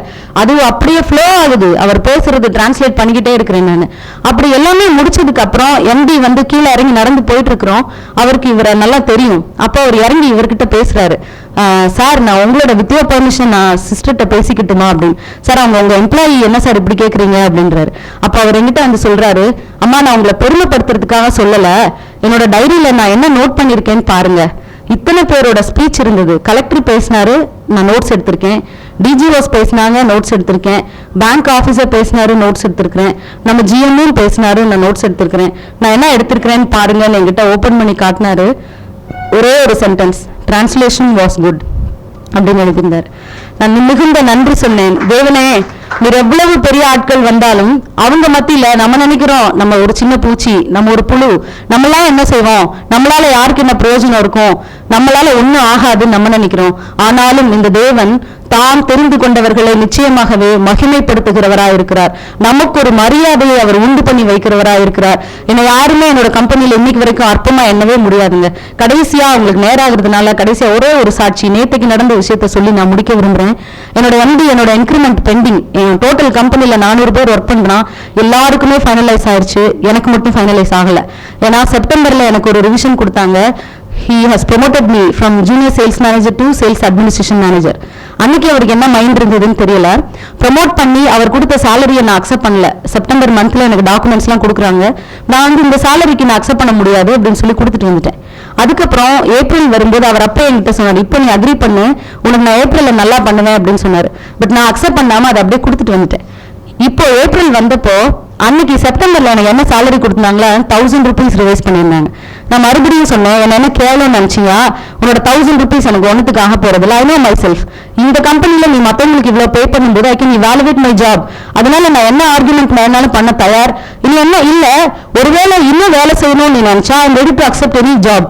assign me more work I can do. இல்லைன்னா என்னை இந்த டிபார்ட்மெண்ட்ல இவ்வளவுதான் நீ ஃபிக்ஸ் பண்ணிருந்தேன்னா என்னை வந்து டிரான்ஸ்ஃபர் பண்ண, வேற டிபார்ட்மெண்ட்டுக்கு டிரான்ஸ்ஃபர் பண்ண, I am ready to do any job, I can shine அப்படின்னு சொல்லி அவன்கிட்ட சொல்லிட்டு நான் வந்துட்டேன். அப்போ அவன் எனக்கு மேல இருக்கிற இன்னொரு ஃபாரினரை கூப்பிட்டு என்கொயர் பண்ணியிருக்கிறான், இவளோட ஜாப் நேச்சர் என்ன, அவ என்ன பண்றா அப்படின்னு. ஸோ அவன் ஆரம்பத்துல இருந்தே என் மேல ரொம்ப ஜெலஸ். என் டீம்ல இருக்கிறவங்க எல்லாரையுமே கூப்பிட்டே சொல்லியிருந்திருக்கிறான், பெண்ணினா கூட பேசாத. எனக்கு ரொம்ப ஷாக்கா இருக்கும். After all I'm a lady, எனக்கு சொல்லணும்னா ஏன்னா மென் பவர் ரொம்ப ஜாஸ்தி. ஓகே, தே ஆர் இன்டெலிஜென்ஸ் அவங்க அப்படின்னு நினைக்கிறாங்க, ரைட்டு. ஆனாலும் கூட equally we are doing the work. அப்போ நம்மளை ரெஸ்பெக்ட் பண்றது என்ன தப்பு இருக்கு, என்னோட கூட பேசக்கூடாதுன்னு சொல்ற அளவுக்கு நான் what I did for him அப்படின்னு எனக்கு பெரிய கேள்வி இருக்கும். அப்பா ஓப்பன்லி அந்த எம்டி வந்து இப்போ மொத்தமாவே போலண்டுக்கு போறாரு இந்த கம்பெனி விட்டு. அவர் என்ன உனக்கு மேல இருக்கிற உன்னோட superior is not ready to give anything to you, what can I do for you அப்படின்னு கேட்கிறார். நான் என்ன பண்ண முடியும், my hands are tied. நான் அவன்கிட்ட கேட்டா he is not giving good report about you அப்படின்னா எனக்கு ரொம்ப கஷ்டமா இருந்தது. அப்ப நான் கேட்டேன், இப்படி நீ சொல்றியே you're an MD, என்னோட performance தெரியாதுன்னு how can you tell? If I am given your position, I can judge about any people, all the employees on the spot, then and there I can judge about them. Even 1,000 people are working under me, it's not a problem for me. I'll talk about each and every person. This is my capacity. And I'm not a beggar, I'll not beg 1,000 or something. If you not give me anything also, it's not a problem அப்படின்னு சொல்லிட்டு நான் வந்துட்டேன். அவனுக்கு வந்து உள்ள ஒரு guilty. ஏன்னா எனக்கு எப்படி நான் அவ்வளவு தைரியமா பேசினேன் அப்படின்னா, என்னோட இன்க்ரிமெண்ட்டுக்காக நான் ஜெபிச்ச பொழுது கர்த்தருடைய சமூகத்திலிருந்து எனக்கு வார்த்தை கிடைத்தது. பிரசங்கில ஒரு வார்த்தை இருக்கிறது, அவன் தன் பங்கை பெறவும் அதிலே அவன் திருப்தியா இருக்கவும் அவனுக்கு தேவன் அனுகிரகம் செய்கிறார் என்கிற வார்த்தையை படிச்சேன். அப்போ நான் அதுல எனக்கு ஒரு பெரிய சந்தோஷம். ஏன் பங்குன்னு எனக்கு ஒரு ஷேரை தேவன் உண்டு பண்ணி வச்சிருந்தால் கண்டிப்பா அதை யாருமே தடுக்க முடியாது. கர்த்தருடைய கரத்திலிருந்து எனக்கு கிடைக்கும். அடுத்தது அதுல நான் திருப்தி அடையும்படிக்கு அவர் அனுகிரகம் செய்ய போகும்போது இவன் யாரு, maybe he is the highest authority அந்த கம்பெனில, ஆனாலும் தேவன் என்ன சொன்னாரோ அதானே நடக்கும் அப்படின்னு சொல்லிட்டு நான் அவர்கிட்ட சொல்றப்பா அவருக்கு எனக்கு எதுவும் பண்ணாம போறதுக்கு அவர் விருப்பம் இல்லை. அப்போ என்கிட்ட சொல்றாரு, நான் எல்லா இஷ்யூஸுமே நான் சால்வ் பண்ணி முடிச்சிட்டேன், I've decided everything, only one thing is pending, it's your increment அப்படிங்கிறாரு. அப்ப நான் ஒன்னும் சொல்லல, உனக்கு கொடுக்கணும்னா கொடு, நீ கொடுக்காம போனாலும் it's not the first time for me, this company has cheated me many times, நான் எவ்வளவோ ஒர்க் பண்ணியிருக்கேன், it's not a matter for me, நீ தைரியமா சந்தோஷமா போயிட்டு வா அப்படின்னு சொல்லும்போது அவனுக்கு அடுத்தது அவனாவே என்னை போகவும் விடல, பேசிட்டே இருக்கிறார் அவரு. அவர் சொன்னது, எனக்கு கீழே இருக்கிற 2 டெரிட்டரி சேல்ஸ் மேனேஜர்ஸ் இருக்கிறாங்க, அதுல ஒருத்தர் வந்து 2 ப்ரமோஷன் அவருக்கு நான் தான் வாங்கி கொடுத்துருக்கிறேன். என்னை பத்தி அவர்கிட்ட கேட்பேன்னு சொன்னப்ப எனக்கு வீட்டுல வந்து கதறி அழுவேன். எனக்கு மனுஷர் முன்னால் அழுகிறது பிடிக்கவே பிடிக்காது. முதல்ல அழுகிறது பிடிக்காது, அடுத்து மனுஷர் முன்னால் அழுகிறது பிடிக்காது. நான் வந்து தேவனிடத்துல கதறி அழுவேன், ஆண்டவரே ஒருவேளை நான் என்னை பத்தி ரொம்ப அதிகமா நினைச்சிருந்தேன்னா என்னை மன்னிங்கப்பா, உமக்கு முன்பாக தாழ்மையோடு இருக்கிறவங்களை தான் நீரே உயர்த்துவீங்க, என்னை குறிச்சு எனக்கு கீழே இருக்கிறவங்க கிட்ட கேட்பேன்னு சொன்னா அது என்ன நியாயம், எனக்கு ரொம்ப வேதனையா இருக்கு, ஒருவேளை என்னை அவமானப்படுத்துறதுக்காக அவர் இப்படி பேசுறாரோ அப்படின்னு சொல்லி தேவனிடத்துல என்னோட இருதய குமுறல்கள் எல்லாமே நான் வெளிப்படுத்திட்டு, நான் ஆனாலும் மறுபடியும் கர்த்தர் என்னோடு கூட அந்த வார்த்தைகளை கொண்டுதான் பேசினார். அவன் தன் பங்கை பெறவும் அதிலே அவன் திருப்தியா இருக்கவும் தேவன் அவனுக்கு அனுகிரகம் செய்கிறார். நான் அதை படித்து முடித்துட்டு நான் போயிட்டேன். நேற்றுக்கு என்னோட கம்பெனில ஒரு ஈவெண்ட் நடந்தது. என் கம்பெனி ஸ்டார்ட் பண்ணி 10 years முடிஞ்சிருச்சு. இதுவரைக்கும் எம்ப்ளாயிஸுக்காக எந்த ஒரு ஈவெண்ட்டும் நடத்தினதே கிடையாது. அவங்க ஃபர்ஸ்ட் டைம் அந்த எம்டி கிளம்புறதுனால அதை ஆர்கனைஸ் பண்ணி நடத்துறாங்க. கேம்ஸ் எல்லாம் இருந்தது, எல்லாமே முடிச்சுட்டு கல்ச்சுரல் ஈவெண்ட்ஸ் வருது. எனக்கும் அந்த பாடல் ஆடலுக்கும் சம்மந்தமே இல்லை, ஆனாலும் என் கையில் அந்த வேலையை கொடுக்குறாங்க. ஃபுல் அனௌன்ஸ்மெண்ட் நீங்க தான் பண்ணணும் அப்படின்னு சொல்லிட்டு நான் என்ன பேசினேன் என்னன்னு எனக்கே தெரியாது. ஒவ்வொரு எல்லாத்துக்கும் நான் வந்து ஏதோ ஒரு கமெண்ட் சொல்லி அவங்கள என்கரேஜ் பண்ணி எல்லாமே முடிச்சாச்சு. அப்படி கடைசியா 2-3 பாட்டு போடும்போது பாத்தீங்கன்னா அது வந்து இந்த வேப்பிலை மாரியம்மா அப்படி இப்படின்னு பாட்டுலாம் வரவும் அங்கங்க நிறைய பேர் ஆட ஆரம்பிச்சிட்டாங்க. அப்போ எங்க அந்த ஃபாரினர்ஸ்க்கு புரியல, என்ன நடக்குது அப்படின்னு சொல்லிட்டு இந்த மியூசிக்லாம் ஸ்டாப் பண்ணு அப்படின்றாங்க. இப்போ நான் மைக்கு வாங்கிட்டு என்ன சொன்னேன்னா, எல்லாருக்குமே சேர் கொடுத்துருக்கோம், டான்ஸ் ஆடுறவங்க ஸ்டேஜ்ல வந்து ஆடணும், ஏன் இப்போ எல்லாரும் எந்திரிச்சு திரும்பி உங்க இடத்த விட்டு எந்திரிச்சிங்க அப்படின்னு கேள்வி கேட்டேன். யாருக்கிட்டையும் பதிலே இல்லை. நீங்க உங்க இடத்துல இவ்வளவு நேரம் டிசிப்ளினா உட்கார்ந்துருக்கிறது மாதிரி கடைசி வரைக்கும் எல்லாரும் உட்கார்ந்துருங்க, ஆடுறவங்க மேல வந்து ஆடலாம், அப்படி அங்க கீழே ஏதாவது நடந்தா சூப்பர்வைசர்ஸ் இருக்கிறாங்க, அவங்க போய் அதை பாத்துக்குவாங்க, யாரும் டிஸ்டர்ப் பண்ணாம உங்க பிளேஸ்ல உட்கார்ந்து இந்த கல்ச்சரல்ஸ் முடிகிற வரைக்கும் அப்படியே இருக்கணும் அப்படின்னு சொல்லி சொன்னேன் நான். இதை அவர் நோட் பண்ணி இருந்திருக்கிறாரு. எல்லா ஈவெண்ட்டும் முடிஞ்சதுக்கு அப்புறம் எல்லாத்தையும் அப்ரிஷியேட் பண்ணி எல்லாருக்கும் ப்ரைஸஸ்லாம் கொடுத்து முடிச்சாச்சு. நான் கீழே இறங்கி போகும்போது அவர் எனக்கு ஹேண்ட் ஷேக் பண்ணி சொல்றாரு, பெண்ணா really you have done a good job, you have proved, அந்த 2 பேரையும் சொல்லிட்டு, they failed to convince me but you have proved that you are a team leader அப்படின்னு சொல்லிட்டு போனார். it means that my increments will be given surely. கர்த்தர் நமக்காக யாவையும் செய்வார். நமக்காக பரிந்து பேசுறதுக்கு தேவன் இருக்கிறார். மனுஷன் பேசுவான் பேச மாட்டான், யாருக்காக நம்பியும் மனுஷனை நம்பி நம்ம வாழ வேண்டிய அவசியம் இல்லை. தேவனை நம்பி நம்மோடு கூட இருக்கிற எல்லா மனுஷர்களையும் நேசிச்சு வாழ்ந்தாலே போதும்.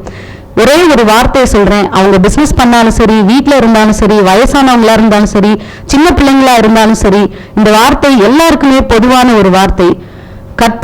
கர்த்தருக்கு பயப்படுதலுக்கு வரும் பலன் ஜீவனும் மகிமையும் ஐஸ்வர்யமும். கர்த்தருக்கு பயப்படுதலுக்கு வரும் பலன் ஐஸ்வர்யமும் மகிமையும் ஜீவனுமாம். இப்படி ஒரு வார்த்தை நீதிமொழிகள்ல இருக்கு.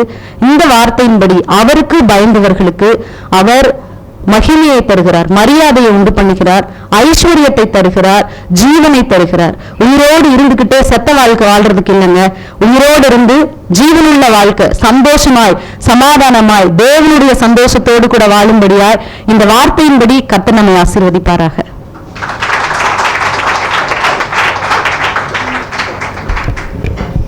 மிக அற்புதமான முந்தைய சாட்சியை காட்டிலும் பிந்தின சாட்சி பெருமை மிக்கது. அவ்வை மூதாட்டி ஞானதிஷ்டிக்காரி, ஆபதும் பெண்ணாலே அழகாய் பதிய வைத்தால் நாம் இந்த உயிரோடுள்ள சாட்சியை கண்டோம். சகோதரனுடைய வாழ்க்கையிலே 3 நிகழ்வுகள். அதில் முதல் நிகழ்வு மரணம். சங்கீதம் 23:4, நான் மரண இருளின் பள்ளத்தாக்கில் இருந்தாலும் பொல்லாப்புக்கு பயப்படேன், தேவரீர் என்னோட கூட இருக்கிறீர் என்ற வார்த்தை மகளின் வாழ்க்கையில் இடைப்பட்டதனால் மரணமும் தொட முடியவில்லை. மரணத்தினுடைய அதிகாரியாக சாத்தானால் மகளை தொட முடியாது.